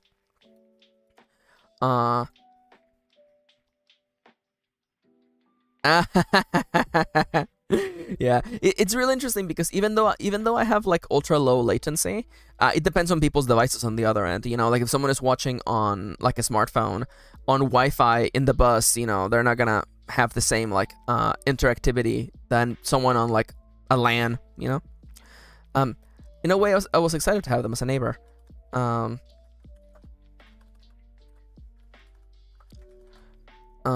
realized then. You know, okay. Erlen's we're gonna start walk away, and then Trip's gonna be like, actually, I realized you're like the first person I've interacted with. If I ever needed help, can I like, how do I contact you? I might stay for a little bit. Okay, maybe more than a little bit. Yes, it's a big salad. Maybe more than just a little bit. Let's call it a while. A while.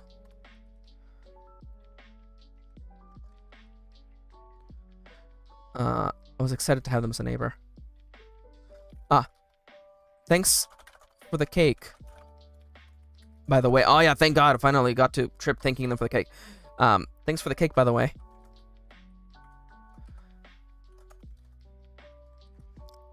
Thanks for the cake, by the way. I smiled back. Thanks for the cake, by the way. Sorry, this song is getting me emotional. This is freaking FF7's Aerith's theme, and it's getting me like emotional.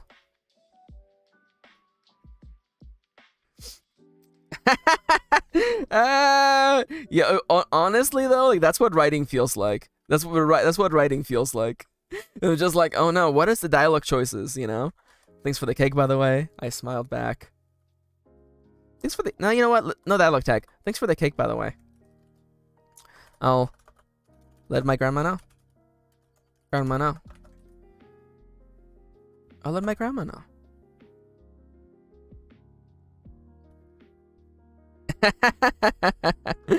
I'll let my grandma know. Erlen took a step back. Hell yeah. I gotta try this Disco Elysium. I heard really good things about it. Erlen took a step back. No, Erlen turned around. I'll let my grandma know. See you around, Trip. See you around, Trip.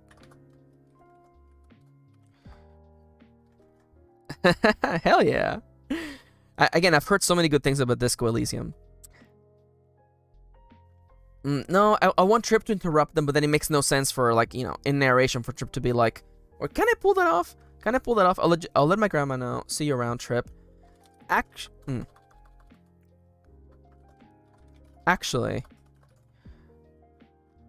Can I actually... Actually, I cut them short before they could turn around and walk away.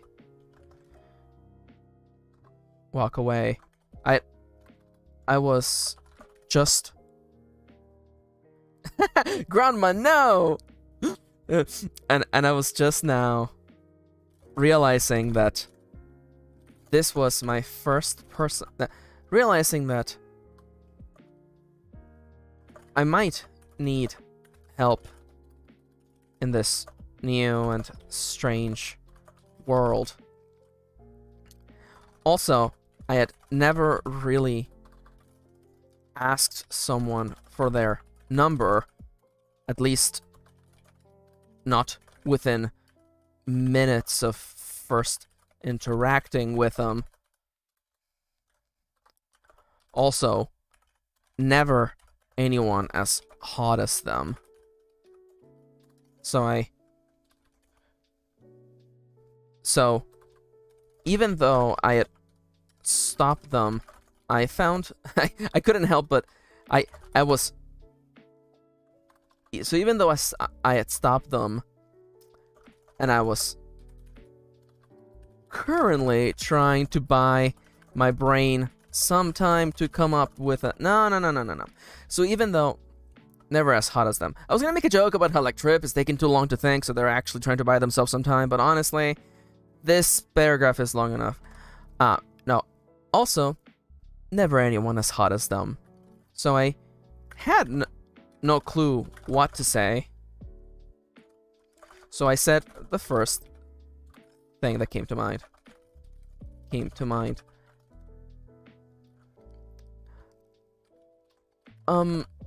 What if I ever need anything?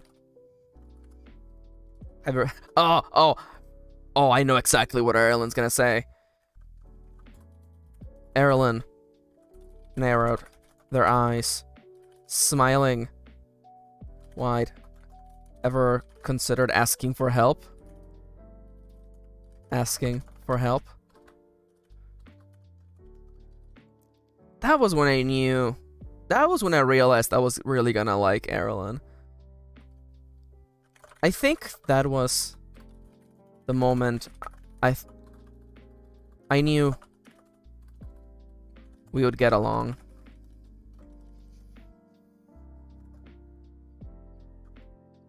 Ever consider asking for help?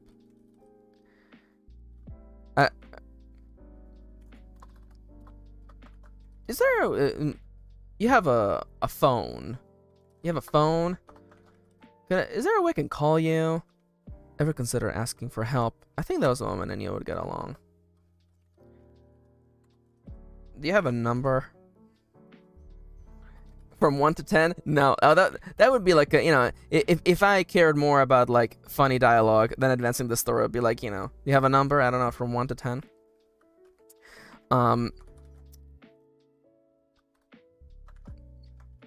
Okay.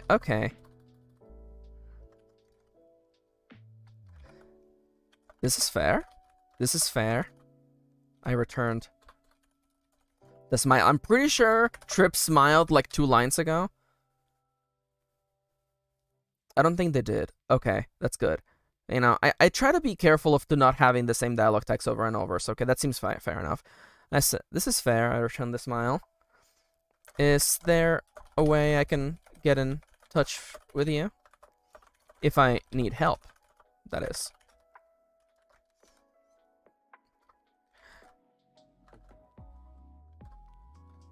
Erlen gestured to the inside of the house, right where Kompa was hovering. The little guy had patiently been watching the whole thing unfold.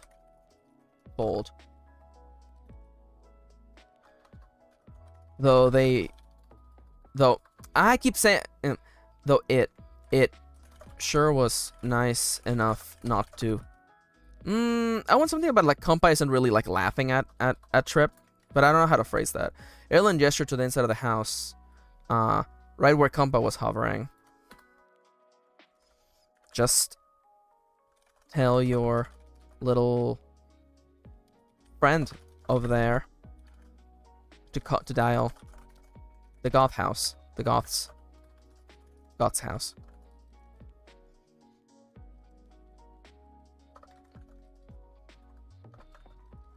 I wonder if at this point Trip is like, oh, I mean, I was hoping you would give me your number, but I guess not. Or wonder if Trip is like, oh, you know, it's like, why would I think that you would have a smartphone in this setting? Can you imagine? World peace has been achieved because nobody owns smartphones. Can you imagine that? Just tell your little friend over there to dial the Goth's house.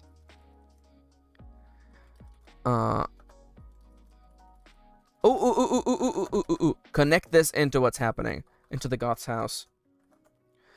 Though I wouldn't worry too much about. Though the welcome wagon, is that what it's called? The welcome wagon, is that what it's called in The Sims? The Sims welcome wagon. It is called the welcome wagon. Okay. We can call it. We can. I feel comfortable making that reference. Just tell your little friend over there to dial the Goth's house. The Goth's house. Though you won't have to wait long to see some more company. Give it a day. You may want to give it a day before you call, though. Oh, there you go. Call, though. Erlen turned around and began walking up the road. I wasn't sure what to make of their last words. Well, I wasn't sure what to make of what they had said last. So I called out to them.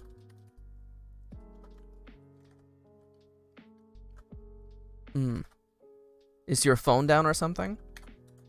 Is your why wait? Why do I have to wait? I'm gonna give it a day before you call, though. What if I need help before that? You'll have plenty of help. You'll have plenty of help. Erlen shouted back. The welcome wagon will be here in a minute. The welcome wagon will be here in the morning. Now, if I had established this chapter better, this is probably where I would end the chapter. This feels like a really good moment. What if I need help before that? Now, what are we at?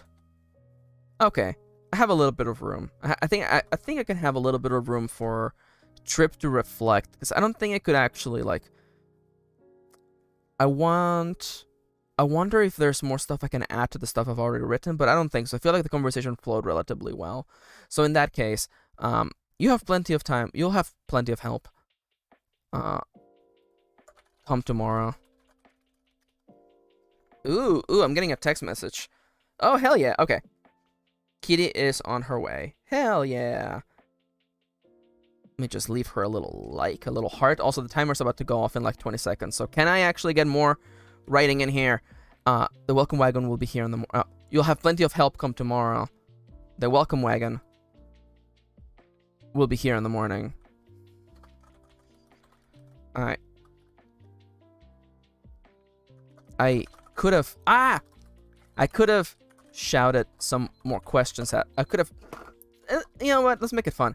I could have thrown more questions their way, but I realized I was in no rush.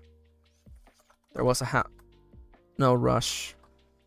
I wasn't going anywhere. Anytime soon. Okay. Watch them go back into the house, reflect. Maybe, I don't know, talk with, oh yeah, there's a little line that I wanted to have with Compa. Line with Compa, build a bigger house for more friends. Okay, so that is the stuff that I knew I wanted to have in this chapter. We are not done writing. We're gonna do probably one more, but first, popping the timer on. Everybody get off your feet, or get on your feet. Everybody get on your feet. You know you can stretch your feet. I don't know. Everybody get up, stretch. Also, hydrate time, everybody. Everybody get your hydration on.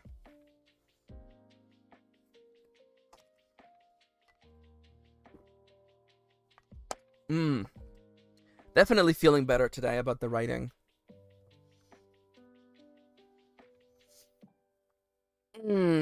Okay. I'm actually thinking I might actually do a quick little BRB. You should just be like 2 seconds. So, I'm gonna be right back. Don't go anywhere. I'll be back in like 2 minutes, okay?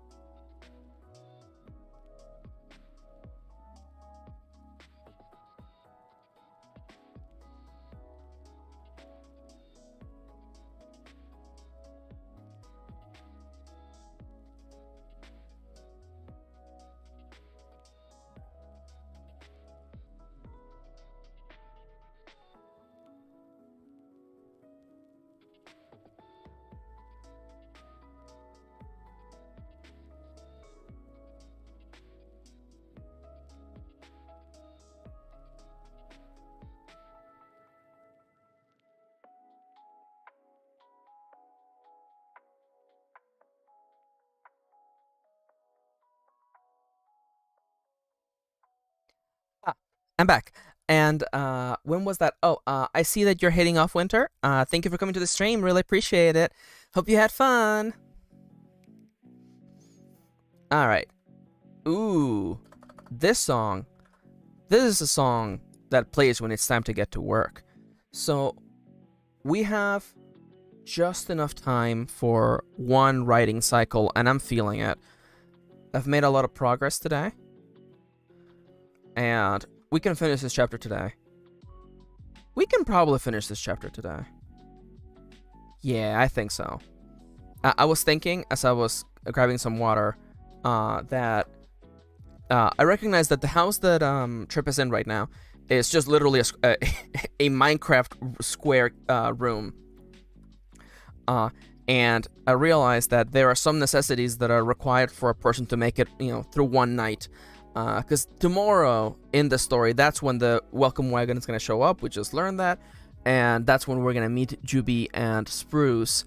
So I realized that Trip is like, I can't, I'm going to need some more necessities. So they're going to do some late night building, I think. So let's just get right back in there. One more cycle and then we'll do a little bit of chatting. Okay. I could have thrown more questions their way, but I realized I was in no rush. I wasn't going anywhere anytime soon. I watched them. I watched as they walked up the road, up that hill, and disappeared into the wilderness, that surrounded our plots of land. Well, they were nice. Compa. Well, they were nice. Compa said, hovering next to me.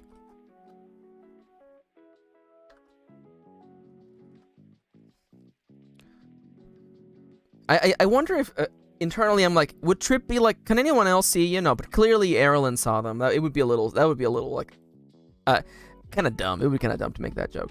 Well, they were nice. Yeah.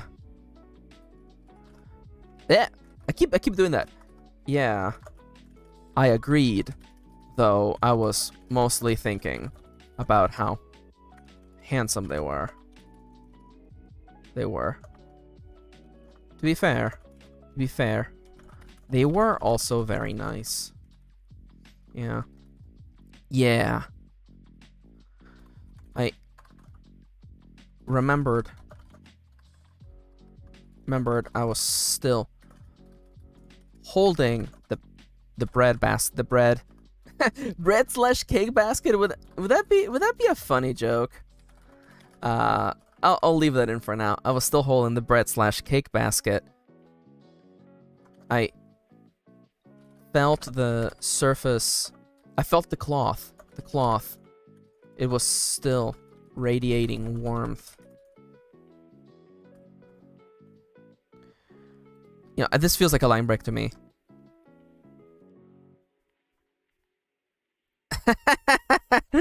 I love that one, Kendra. Yo, I'm reading a book about a nonfiction book about this one comedian, and he's from New York, and there's so many New York jokes in there that I'm like, yo, like Kendra would be like Viva into this. But it was still radiating warmth. I pulled back. I pulled back the cloth. I already said cloth like a second ago, but whatever. It's whatever. It's fine. We're going. Wait, hold up. Wait, stop the stream. Kendra, you have never seen Seinfeld? Just watch Seinfeld. Like, you're gonna be like, oh wow, this is literally my city. There's so much New York in Seinfeld that, like, you know, I feel like you're kind of required. Also, Jesus, the person outside my house making noise, they're making a lot more noise, guys. It's like a worrisome amount of noise. It's like the kind of noise that, like, you know, you hear before a Dark Souls boss is like winding up their kill move, you know? Just like, wow, I gotta make sure I have enough stamina to dodge roll right now. That's also very true. I could be in New York. Honestly, I'm not gonna lie. I think I'm too soft for New York. I feel like I would get beaten up in New York really quickly. I wouldn't survive. I wouldn't last a minute in New York. I pulled back the cloth and tore up a piece of the bread. Yo, the funny thing though is that like I don't see you as like the physical type, but that just goes to show I don't know New York. I don't know what New Yorkers are capable of. Like I see Kendra, you know, wearing like your My Chemical Romance like harness crochet thing, and then you just like do a backflip and a roundhouse kick, and boom, like the goons are dead. You know, New Yorkers are capable of incredible feats. I pulled back the cloth and tore up a piece of the bread. But by the way, the joke I came up with this joke while I was getting water. Like I want the joke that like much like in The Sims, your sim is randomly decided whether they like fruitcake or not, and I want that Trip is gonna eat the bread. They're not gonna like it, but then tomorrow morning when we cut back, the whole loaf is gone. That's the joke, by the way. I pulled back the cloth and tore up a piece of the bread. It had, for being another world, this bread was mostly familiar. It had the warmth, the lovely scent of yeast, and a fruity air to it that I couldn't quite place. Couldn't quite place. Wow, the Dark Souls boss outside really is going hard. That Dark Souls boss is just like mowing through people. That I couldn't quite place. I ate that little piece, then another, then a third, and by the fourth, I wasn't having anymore. It was tasty.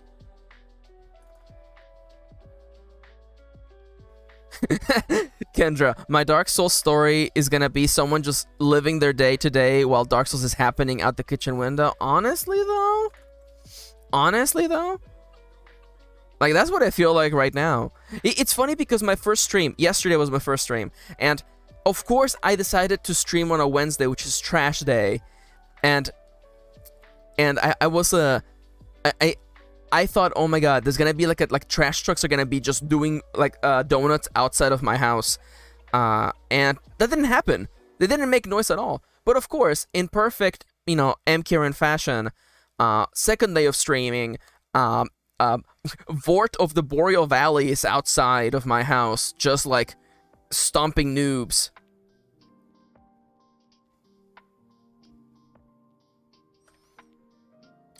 Honestly, like, Kendra, I want you to write Dark Souls. Like, I want you to write a Dark Souls, like novella without knowing what Dark Souls is. Honestly, like, I feel like I would buy that. I would publish that. I would publish that, and we would read it on stream. It was tasty. Though I wasn't sure if I liked it.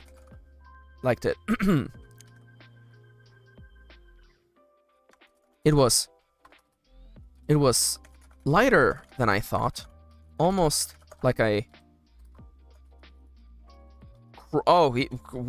difficulty impossible, like a croissant. Yo, yeah. I think the plot of Dark Souls is maybe that you're dead, or like most other people are dead and monsters are bad. You got it. That's it. You that's the plot of Dark Souls. You got it. Now go write the book.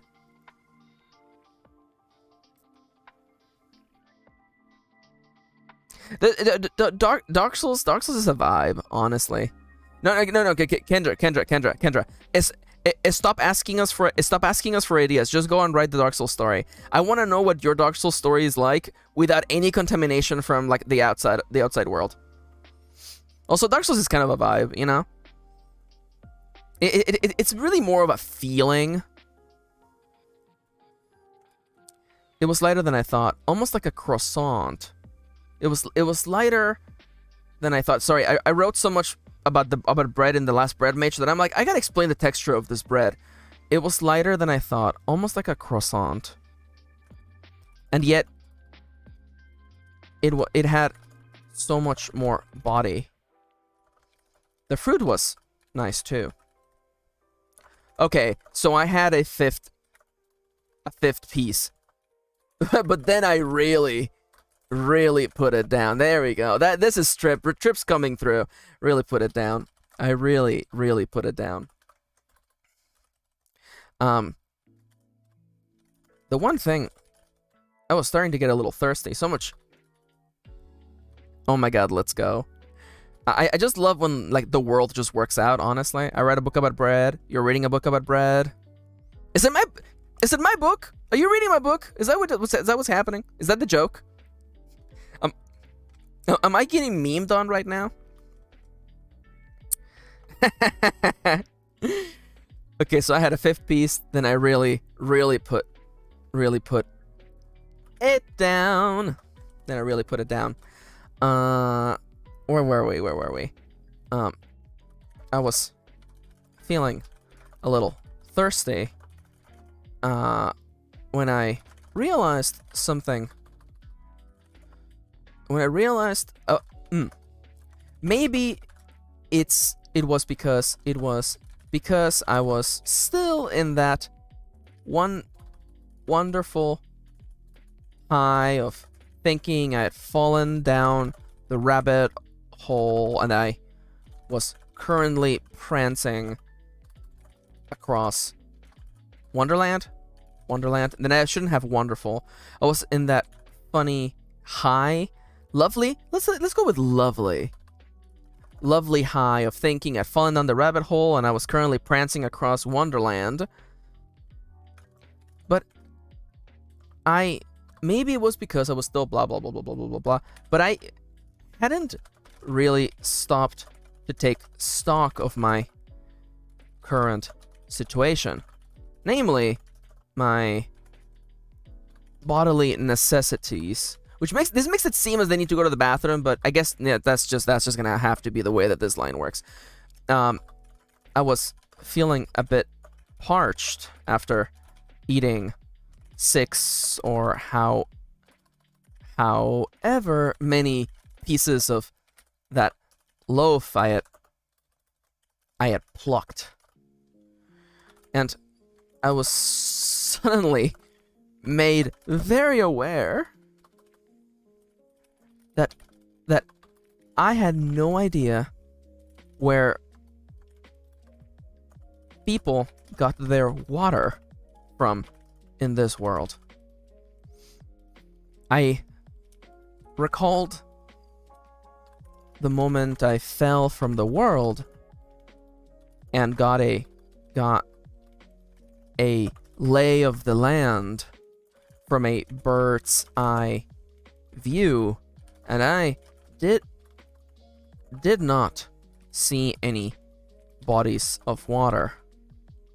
No rivers, no lakes, no sea in the edge of the world.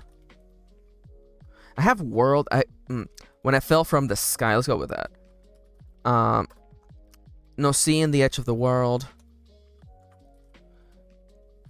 Was there even indoor plumbing in this world? I had to assume so. It would seem a little silly to have sapient talking phones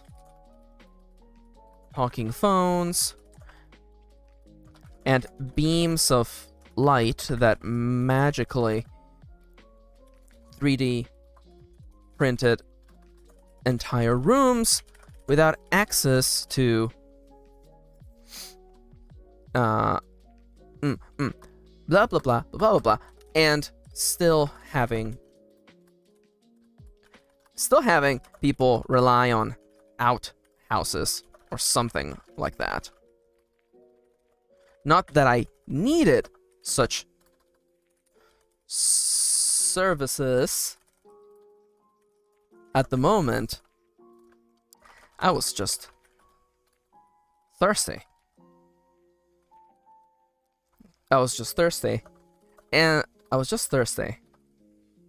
But I was currently living inside of a little square room. We had a few lamps, or light balls, as Compa had called them. That seems like a semicolon moment to me. Nobody let Kirin know that I put a semicolon in there. We had a bed. I feel like the joke here. I guess I had a bed. We hadn't really talked about whether Compa was going to share the bed with me. You know what? That joke is funny enough to put in here. We had a bed. I guess I had a bed. We hadn't talked about the sleeping arrangements, mostly because Compa was a device, and I assumed they had to. And I assumed it plugged into the world or something. The wall or something. But maybe we were actually going to share the bed? That should have felt weird, but it didn't. That should have felt a little weird. But it didn't. Thankfully.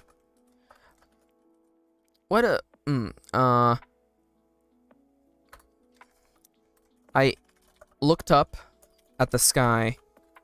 The darkness of night. No. Ooh, the darkness was spreading across. No. The darkness was slowly swallowing the last of dusk No, that's a little too artsy. I'm okay with artsy. This just feels a little too artsy right now.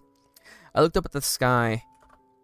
Dusk was fading rapidly. We had light, but we were still... But our work so far had still... No, our still work so far was still just one room. No worries, Sodernia.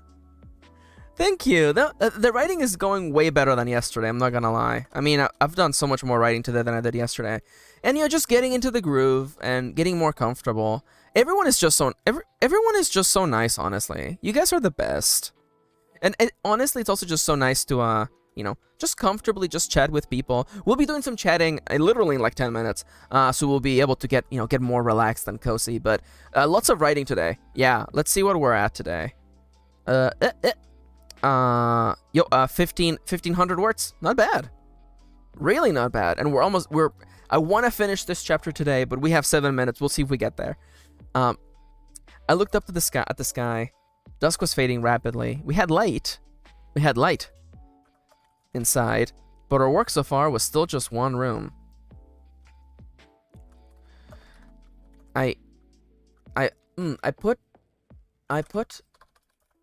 the basket, cake and all, under one arm, and shot Kompa a thumbs up, and turned to look at Kompa. We have a lot of work ahead of us.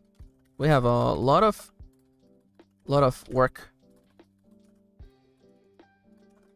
ahead of us. This is still just, you know, one room. A person's got necessities. You know? We're not... yes, Kompa. Yes. Kompa said, nodding. In that kind of exaggerated way when you have no clue what the other person is talking about.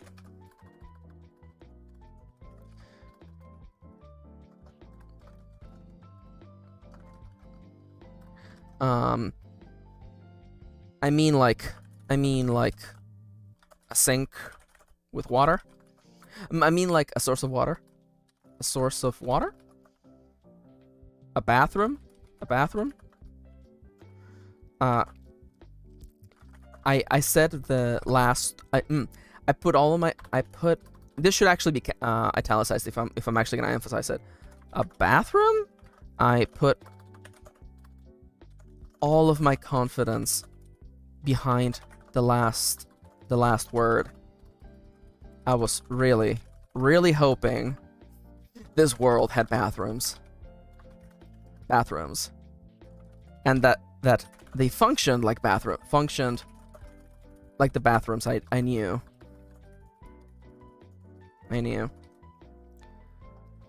Okay, now I need a stupid name, because in this world, light bulbs are not called light bulbs, they're called light balls because they're just like spheres that project light. Now, a bathroom is a room where the bath is. A water closet is a closet where there is a containment with water that allows objects to be flushed. What is another name for a name for this setting that would be like a bathroom? A washroom, a room of resting, the room of washing. Let's just go with wash chamber. That would be really silly. Wash closet. Because I imagine, okay, in this world that is so large and big and wash cubicle, I do kind of like, I like wash for sure. I feel like wash is like, because I imagine before dinner, everybody went to wash their hands and their faces, The wash basin? I kind of like basin is such a random word.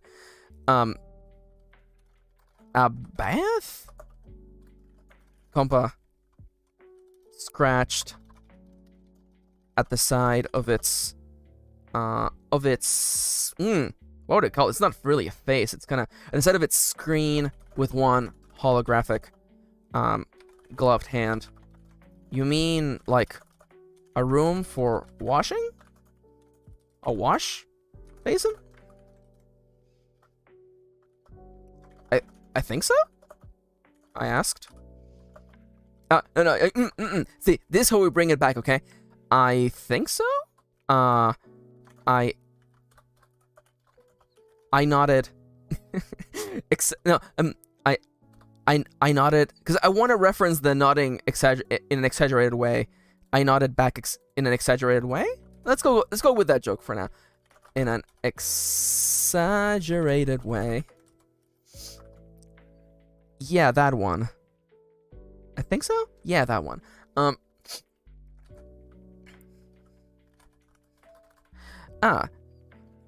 So I believe at this point, Kompa's gonna be like, well, it is getting a little late.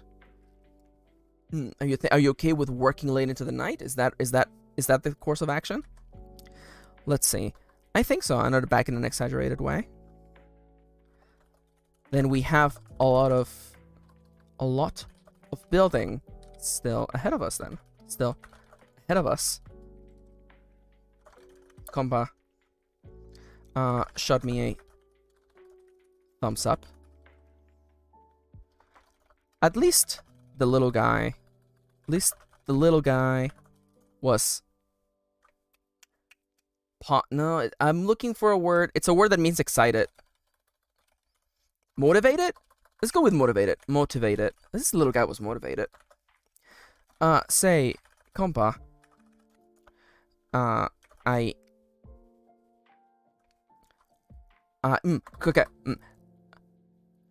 Okay, you know what? I can actually, because I want to connect to what we were talking about earlier with Erilyn. So, at least the little guy was motivated. I thought about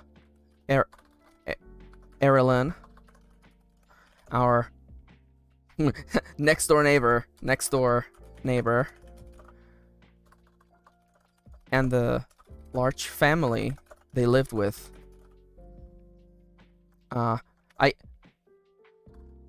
Their grandma had been kind enough to make something for me.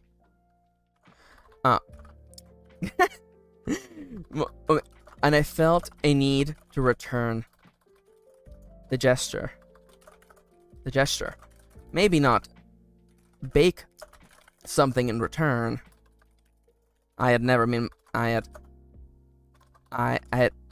What is that class where they teach you baking? Is it home economics? Let's go with the home economics. Maybe not bake something in return. I was a disaster at home economics. But I could at least try to show them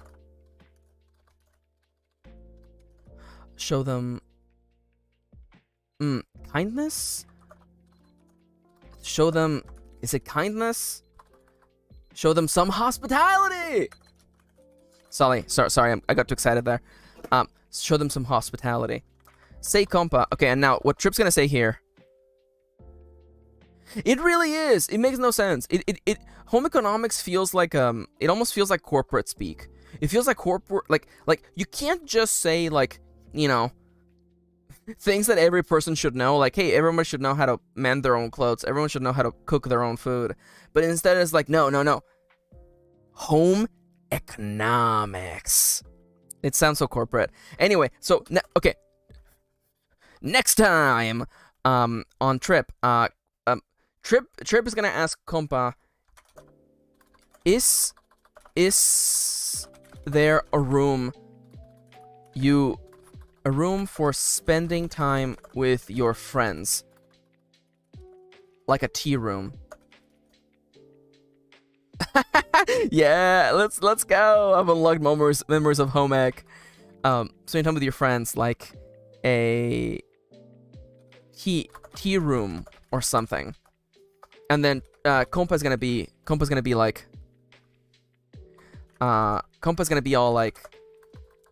compa is gonna be all like, yes, of course. It's the X room. I feel like home ec is the root of all wild school stories. They really said, here, 4th graders, go cook and sew vaguely unsupervised. Yeah. Honestly, I don't wanna put my I don't wanna put Kitty under the bus, but like, let me just say that like cooking accidents might be the reason why, I do all the cooking in the house. And listen. I'm not putting her on blast. She's not the one who caused the accidents. I just want to, Your Honor, I want the record to show Kitty is not the one who caused the accidents. Nonetheless, Kendra, we had a fire start in the kitchen and the home ec teacher ran and left us there. Yo, food technology sounds way cooler though. Yo, Timberwolfie, my brother accidentally smashed an oven. What? And of course, Alexander Sigworth, it was called food technology. Still, that's dope as hell. When I was in school, and it was the source of the most dramatic story about me. Oh my god. I'm so sorry, guys. I didn't mean to just send us down this path.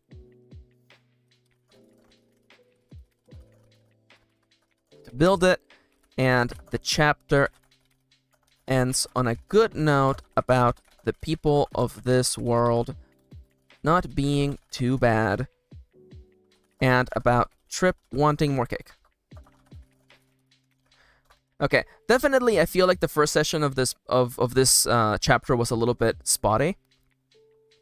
So I think that might actually need to, when revision comes, when we will sit down and review this together, in a couple of weeks, we're gonna, Kitty's almost here. Let's go.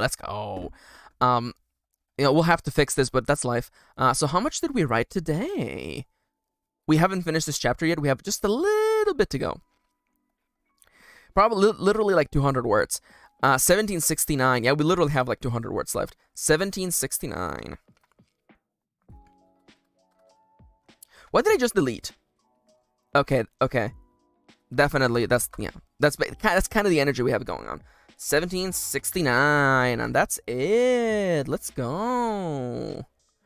All right. Let me just I think I'm good to just switch over back to just chatting. Oh my god, Kendra, you can't just say that with no context. The amount of pasta on the ceiling was unholy. Oh my god, that's incredible. Honestly, like the adults are at fault. All right, I'm gonna just tweet out real quickly. I just gotta let everyone know, hey, we're doing some Q&A right now. Oh no, I've opened all the tabs in my computer. Oh no. It does sound like a writing prompt, doesn't it?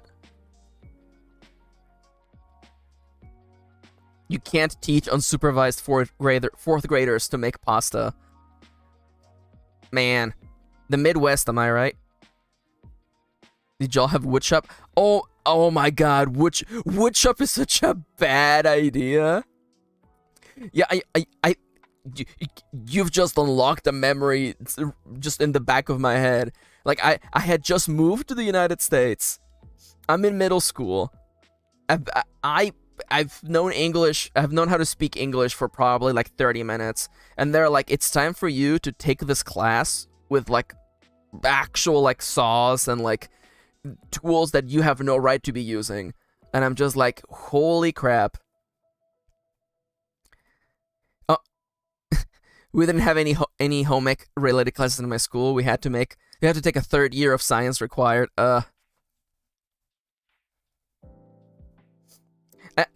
Listen, even though I recognize that, like, I did woodshop at, design and technology. That is so much cooler. That is so much cooler than woodshop. Like, I realized that, it was my last year of middle school, because I was like 14. So I was like 14 working with a bandsaw. I mean, I guess that's fair, but I just keep thinking that, like, why aren't more why aren't more teenagers missing fingers? You know? Because like, holy crap, that's just literally a spinning blade.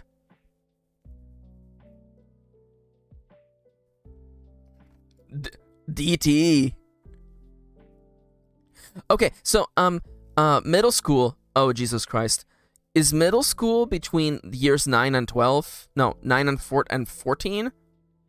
Guys, someone help me, because we have people from across the pond who don't know our stupid American grading system. Okay, yeah, so ages 11 to 13. Can't just like 6 to 8. Yeah, no, so there. I mean, like, I feel like it should be. I mean, I think Canada is relatively closer. Again, I love Charles. I'm America, and I don't even know.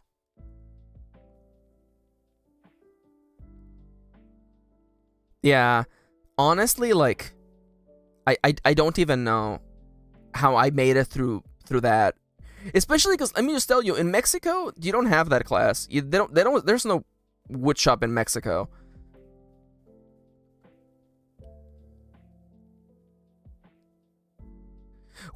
Wait, hold up, slow down. Everybody stop. What do you mean there's no middle school? Is it just like elementary and then like high school slash preparatory, like preparatory school? Like what? How does that work?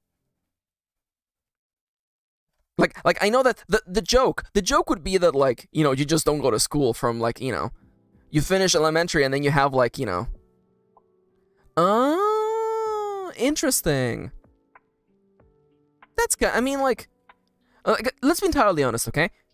There is no reason why things have to be the way they are. There is no reason why we have to have, you know, elementary, middle, and then high school.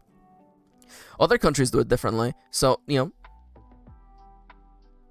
like, I think props for trying something else, for sure. Now, let me see. I'm gonna just send a quick, we are done with writing and gonna do a quick Q&A. Come on in. That goes to Tumblr, and one of them goes to the Twitter, which is a trash fire, but that's okay. Ah, yes. Though, you know what? I honestly, I feel like you guys just cracked the case. It's probably a population thing. That's for sure. A little while back, I lived in a really, really small town in California, and like, yo, oh no, we're talking about burning food.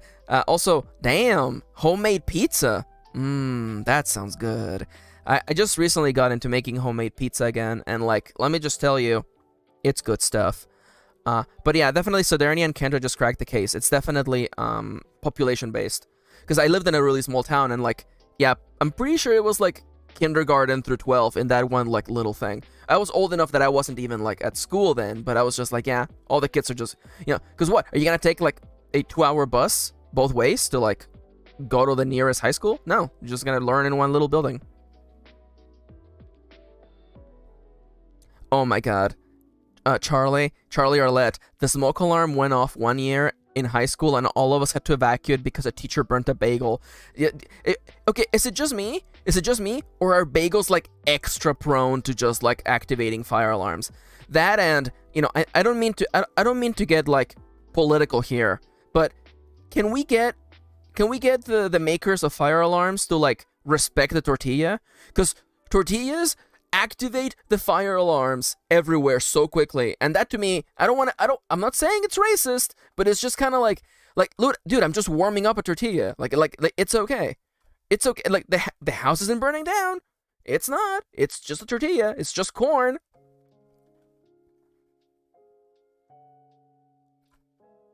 Yo, burnt bagel day disruption. It does. I like it.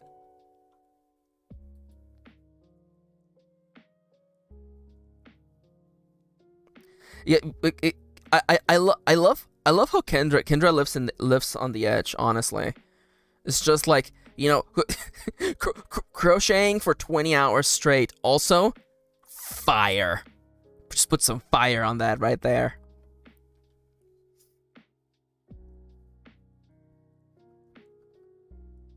But yeah, also, welcome to the Q&A section of the stream. How's everybody doing right now? If anybody got any questions, writing related or not, feel free to just drop them in the chat.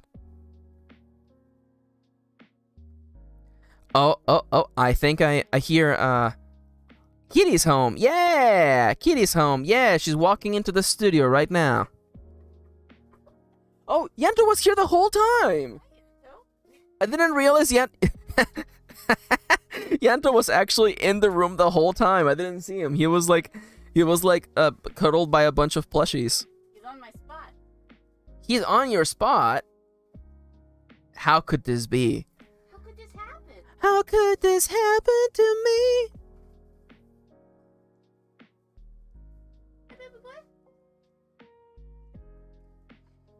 That makes sense, Kendra. Although, living on the edge, though, you know? I wouldn't be surprised if, like, Kendra's like, yeah, okay, so, and now I'm incorporating a blender into my crocheting technique.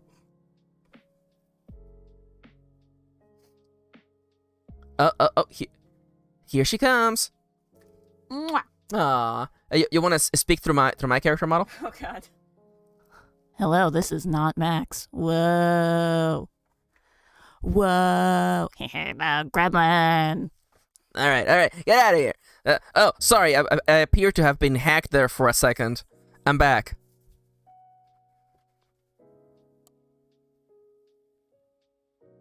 Ooh. There's an Amogus. There's an Amogus. Y'all, should I make an expression for my character that's just an Amogus? Should I do that? Because honestly, like, I don't know if I made this clear, but I use an N64 controller to control all the expressions. Alex, that's actually a really good point. I do kind of. It looks like I have like spikes. That's funny. But yeah, I have like I use an N64 controller to control all the expressions, and like I have buttons left over. I'm not using the A and B, and I'm not using the Z trigger. So, oh, Yanto, is Yanto here? Yanto's here. Can you say hi? Yanto, can you say hi? He's shy. He's shy. He's mad. He's mad. He's like, why are there people here? This is my domain, says Yanto. But yeah. And any questions? Anybody want to ask me? Like ask me anything. Well, no, not that, but definitely anything except that.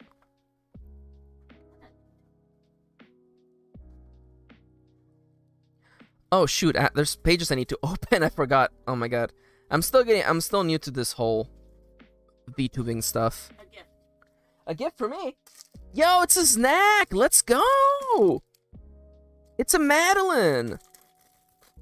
Yo, Madeleines are so good. They're mostly butter, but they are really good. Also, look for that picture. Yo! Are those free COVID tests given to us by the government? No, those are from a pharmacy. Oh, okay, so from a pharmacy. Yeah, well, you know. Get them if you got them. Oh, this Madeleine is delicious, you guys. I'm gonna go find some real quick. Yeah, for sure. Oh, wow, worlds are colliding. Kitty and Max, the greatest crossover in history. Yo, Timberwolfie, I'm happy your pizza's rescued. What are you making?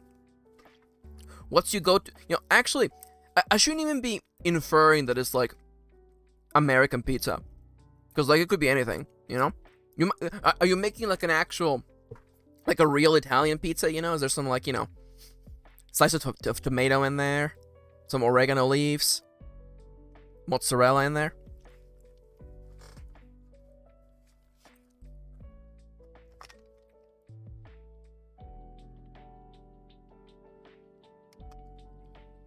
Oh yeah.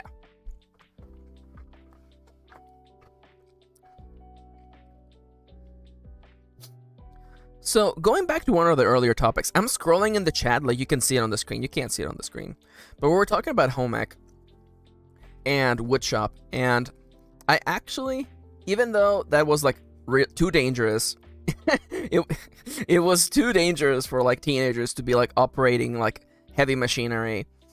I do still have like a little box I made, like like a little wooden box, which in retrospect it's like busted, like it's not even, but I made it, you know, and I'm like proud that I made a thing. So if anything, I like those like applied classes where you end up making a product that actually exists in the real world, you know. Although dangerous, quite dangerous, I do still feel like it has value to it, you know? Like a class that teaches people to actually do something that exists in the real world, you know?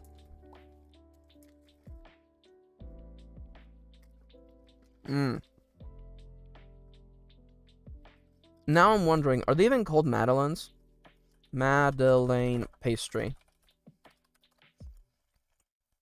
You just call it Madeleine, okay. Yep. Or Petite Madeleine. Madeleine? Oh. According to Wikipedia, the Madeleine, or Petite Madeleine, is a traditional small cake from Commercy and Liverdun, two communes of the Lorraine region in northeastern France. There you go. Madeleines. I mean, honestly, like, it's French, so the pronunciation is, you know, up to interpretation, I think. I'm sorry, okay? Don't come at me. French speakers, don't come at me. Yo, honestly, that's fair, though. That's fair. No, like, that's what I make. You know, like the one thing, I've developed the love for, like, just baking again. And, like, you know, getting some flour going, getting some dough going, letting it rise, cutting it into several pieces, and then rolling that. And then we have an air fryer. I just pop the dough in the air fryer. Yo! Plagueswood's here! Yo, I can't believe it. Yo, we have a celebrity in the chat right now. Holy crap. Also, did you actually run over a dog, Plague? What the hell? That's Plague, everybody. Everybody say hi to Plague. Friend of the channel. Also, dude, where are you? Aren't you supposed to, like, come over here? Pick us up at 2? What's happening? We're gonna go buy some Crocs for everyone. I don't know if I'm allowed to say that. I mean, like, it's fine. You know? Again, I gotta say, by the way, you know what? Plaguesworth's here. I can put him on blast. I want to say shout-outs to Plaguesworth. He's the MVP of this year, by the way. This MFer right here, Plaguesworth, took all of us to Universal Studios and Disneyland for Halloween. This MFer right here planned the trip, synchronized everything, and as someone, I'm a hermit. You guys need to understand this, okay? If people around my life didn't organize events, I would just get up every day and work and have the same routine. But it's thanks to people like Plaguesworth and Kitty who are actually like, hey Max, we should go outside and do something. And then I'm like, oh, well, I guess I guess I could just do that. And they actually pushed me to go outside and experience new things. So like, I'm just blessed. And this freaking MFer, he organized a trip. We went to Universal Studios during Halloween. And, you know, I went to Disneyland. It honestly wasn't as fun as Universal Studios, but you know what? We had fun. I rode on Rise of the Rebellion for the first time. That was an experience, you know? So yeah, you know, hashtag grateful, hashtag blessed, you know? Thank you so much to Plague. I don't know why he ran over a dog, but you know, apparently the dog walked up and it was just fine. You know, maybe it was Cujo, you don't know. You don't know the full story. You can't assume things, okay? It was actually a really fun Halloween. So the thing that people need to know, and I say this like it's like a dark topic, but it isn't a topic, is that Kitty, when we go on big trips, Kitty needs to use a wheelchair because it's just really hard for her to be on her feet all day. So we went to Universal Studios. that the dam takes you to Disney, but also runs over dog. Listen, people are complex. But Kitty needed a wheelchair for Universal Studios. Universal Studios, super friendly and super helpful with the wheelchair. Honestly, Disney sucked ass. Disney made it so hard to be in a wheelchair. But anyways, Kitty's in a wheelchair. I'm the one pushing her, and it's Halloween. Okay, so they have a bunch of like custom, like scary houses basically, and we go to some scary houses, right? And you gotta realize that Kitty is basically the tank of the party. If this is a D&D party, Kitty and I are one unit. We're the tank. And behind us is my brother and my sister. By the way, Plaguesworth is my brother, by the way, in case y'all didn't realize that. Plaguesworth, I'm gonna assume Plaguesworth is like support. Plaguesworth is playing probably priest. My sister is playing let's say warlock, because she's chaotic like that. And Kitty and I, we're the tank, and we're just charging into these scary houses. And because Kitty's in a wheelchair, all of the actors in the houses are going, let's fuck up this girl's day.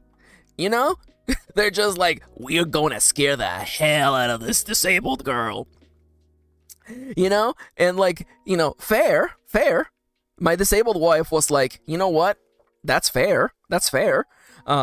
But it was funny because Kitty kept like she kept like pulling the brakes on the wheels because I was going too fast because I was scared. And she was like, Max, you're going too fast. And I'm like, but it's scary. And then after the houses, we did like a Legends Collide house. We did The Weeknd had a house. The Weeknd, the musician, The Weeknd, or I guess The Weeknd had a house. That house was so artsy. Like, it was my favorite house, like, aesthetically speaking. There was a lot of, like, high contrast black and white, blood. There was, like, weird, like, Silent Hill sexy nurses doing, like, weird, like, cybernetic experiments, making copies of The Weeknd. It was fun. Too many strobing lights, though. Like, that was the one thing where, like, we all came out of that house and we thought, okay, we gotta take a break. We gotta take a break. Oh no, I got a missed call. I'm sure everything's fine. I'll call them after the stream, which is gonna be over in like 13 minutes. The best part though was after we were doing all the scary houses, we went back up to the top floor of Universal Studios because, in case you don't know, Universal Studios in Anaheim is basically like 2 levels. They're like, you have to like basically take a super escalator or an elevator, or get in a car to basically take you from both parts of the park. But at the top of the park, there were scary actors running around scaring people, and that was like the most fun of the most fun of the trip because we just stood by the side of the street, I guess, watching the actors scaring like people walking about. And man, those guys had fun. Those guys really had fun. That seems like a really fun job. There was like, there were like crazy psychopathic killer clowns running around with like fake chainsaws, and like they were like sneaking up behind people, and like it was great just seeing like children running about, and like it was funny when they would like target one person and that one person would freak the hell out. It was great. Honestly, I'm not a big fan of horror movies, but that experience was nice because it felt like it gave you the license to be scared, I feel like giving yourself the license to be scared is like really comforting, because the world itself is pretty scary, but being able to have that safe space. The other fun story that happened from that trip is that on the way to the top floor, imagine, it's our D&D party, right? It's me and Kitty as the tank, my sister the DPS warlock, and Plaguesworth as the priest. And there's a fork in the road. There's two streets, right? And one street has like fire and like monsters in it, and the other street looks like okay. And then Plaguesworth's like, we gotta get to the beginning of the park, but we have to go through one of these two paths. The one on the right, it looks pretty alright. It looks pretty chill over there. We go over there. Let me tell you what, it wasn't chill. It wasn't chill.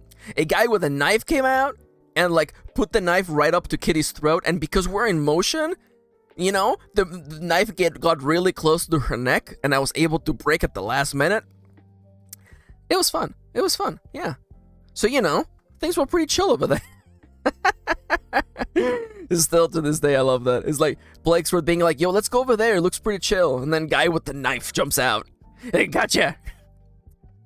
There was also, oh man, do we have time? We almost have time to talk about so the coolest thing, clearly, if you have ever been to Universal Studios Anaheim, you do the Universal Studios tour, right?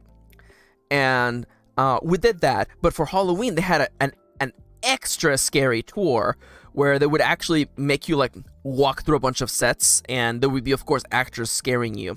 So we did that because, of course, we were gonna do all the scary things on Halloween, and it was funny because earlier during the tour, we took the tour twice. We took the regular tour and then the scary tour. And in the regular tour, you go through like a movie set of like a disaster movie with Tom Cruise. You go through like the house from Psycho. You go through the Bates Motel.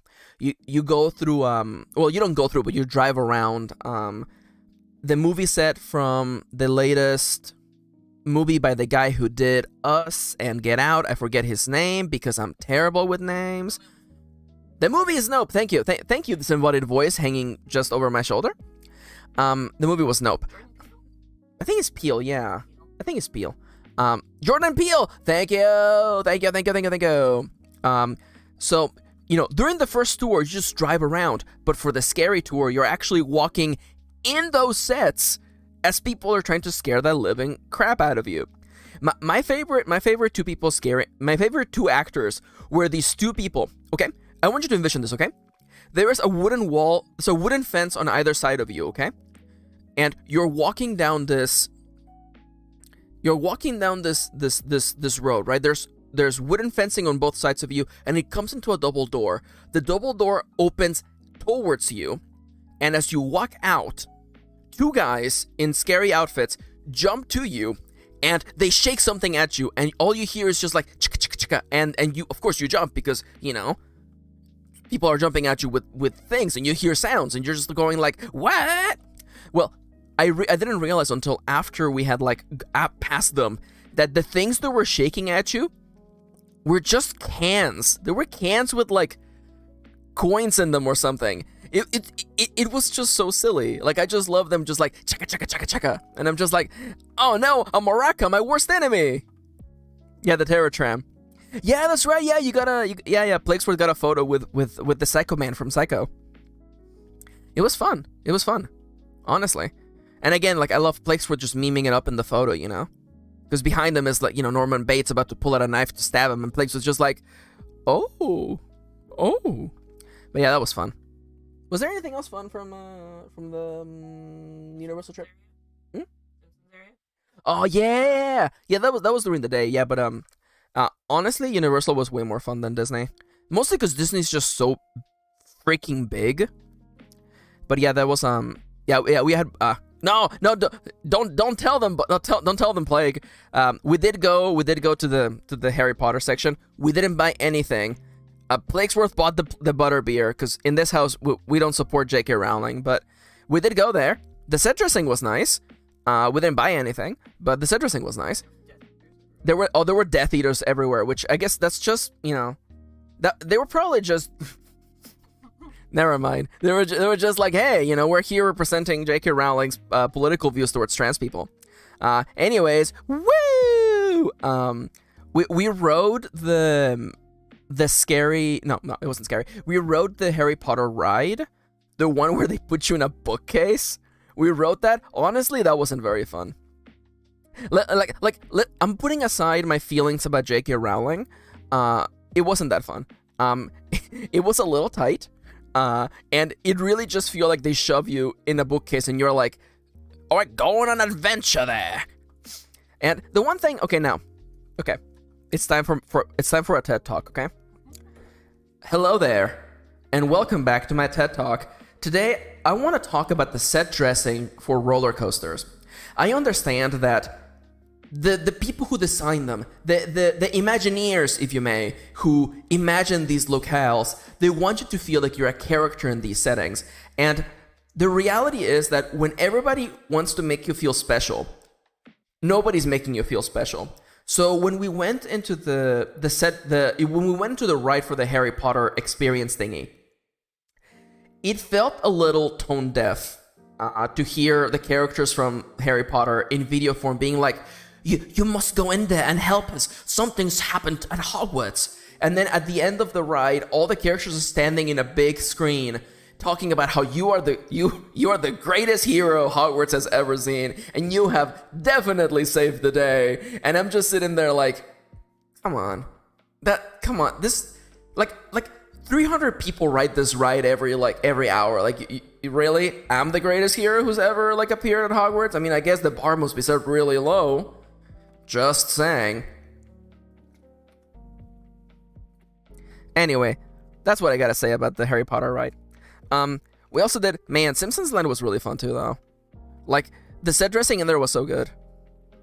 Yeah, yeah, look up the what is it called? It's not the roller. Harry Potter Harry Potter rides Universal Anaheim. Okay. The Forbidden Journey? I think it's the Forbidden Journey. Holy crap, how do you remember all these things? I saw that. Yeah, the Forbidden Journey. Yeah. Yeah, it's Harry Potter and the Forbidden Journey. Yeah, they literally put you in a goddamn bookshelf. Even this image here is lying to you. The image here makes it look like, you know what? I'm actually gonna just take you to Let's Right so you can see. This image, it's size, let me see if I can zoom in. Yeah, this image here is a lie. This image is a lie. It looks like you have headroom. There is no headroom in the actual ride. And you're literally inside of a bookshelf. It honestly, it wasn't a good experience. But yeah, also, while I realize that the stream is about to be over, I just want to really quickly remind you, the music you heard today is Lo-Fi Leah's music. Lo-Fi Leah is amazing and awesome and very good, and you should follow their music. They're on YouTube. You can go listen to them. They're also on Spotify and everywhere.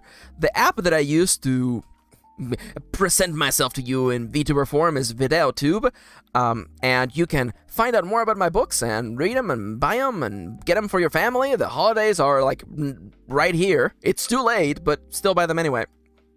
MKirinauthor.com, bundles available. And I want to say thank you so much to everyone who's come to the stream. Thank you so much to everyone who, tagged along and was doing some writing or brainstorming or just, gave me some ideas while we were writing. And don't forget to do all the usual, leave a like, subscribe, and hit the bell to be notified of future streams. Tomorrow we're going to be doing the first ever roll for novel. Let me see if I can actually show you the little thumbnail that I made. We're going to be doing the first roll for novel. We're going to be randomly generating... let's go. We're going to be randomly generating a novel together, and I'm going to be asking questions in chat. I'm going to be asking for character names. I'm going to be asking for, situations. We're going to be doing roll for novel. It's like roll for sandwich, except we do a novel instead. So that's the plan for tomorrow. Make sure to tag along 11 a.m. to 2 p.m. PST. And yeah, thank you so much to everyone who came today. You're all awesome. Also, I love that. I want to believe that Plaguesword hasn't left yet, because otherwise Plaguesword is literally on the freeway watching the stream, and that's too chaotic. I don't want to believe. I can't believe that's what Plaguesword's doing. By the way, Kitty's laughing in the background at the thought of Plaguesword just driving on the highway. Plaguesword, you can't do that. Plaguesword, Plaguesword. Hold on, the dog. The dog's catching up. How are you typing? You know what? I don't want to know. Yeah. Thank you so much to all the mod team. Thank you so much to Charlie Arlette and to Kendra. Charlie is an amazing artist. Follow them on Twitter at Charlie Arlette. Kendra is a writer from New York. Hire them for your horror shows. And yeah, you guys are all great. Literally, there's 7 seconds on the clock. I love you all. Thank you so much for coming. You're all the best, and I'll be seeing you guys tomorrow. Take care. Bye-bye. Bye-bye.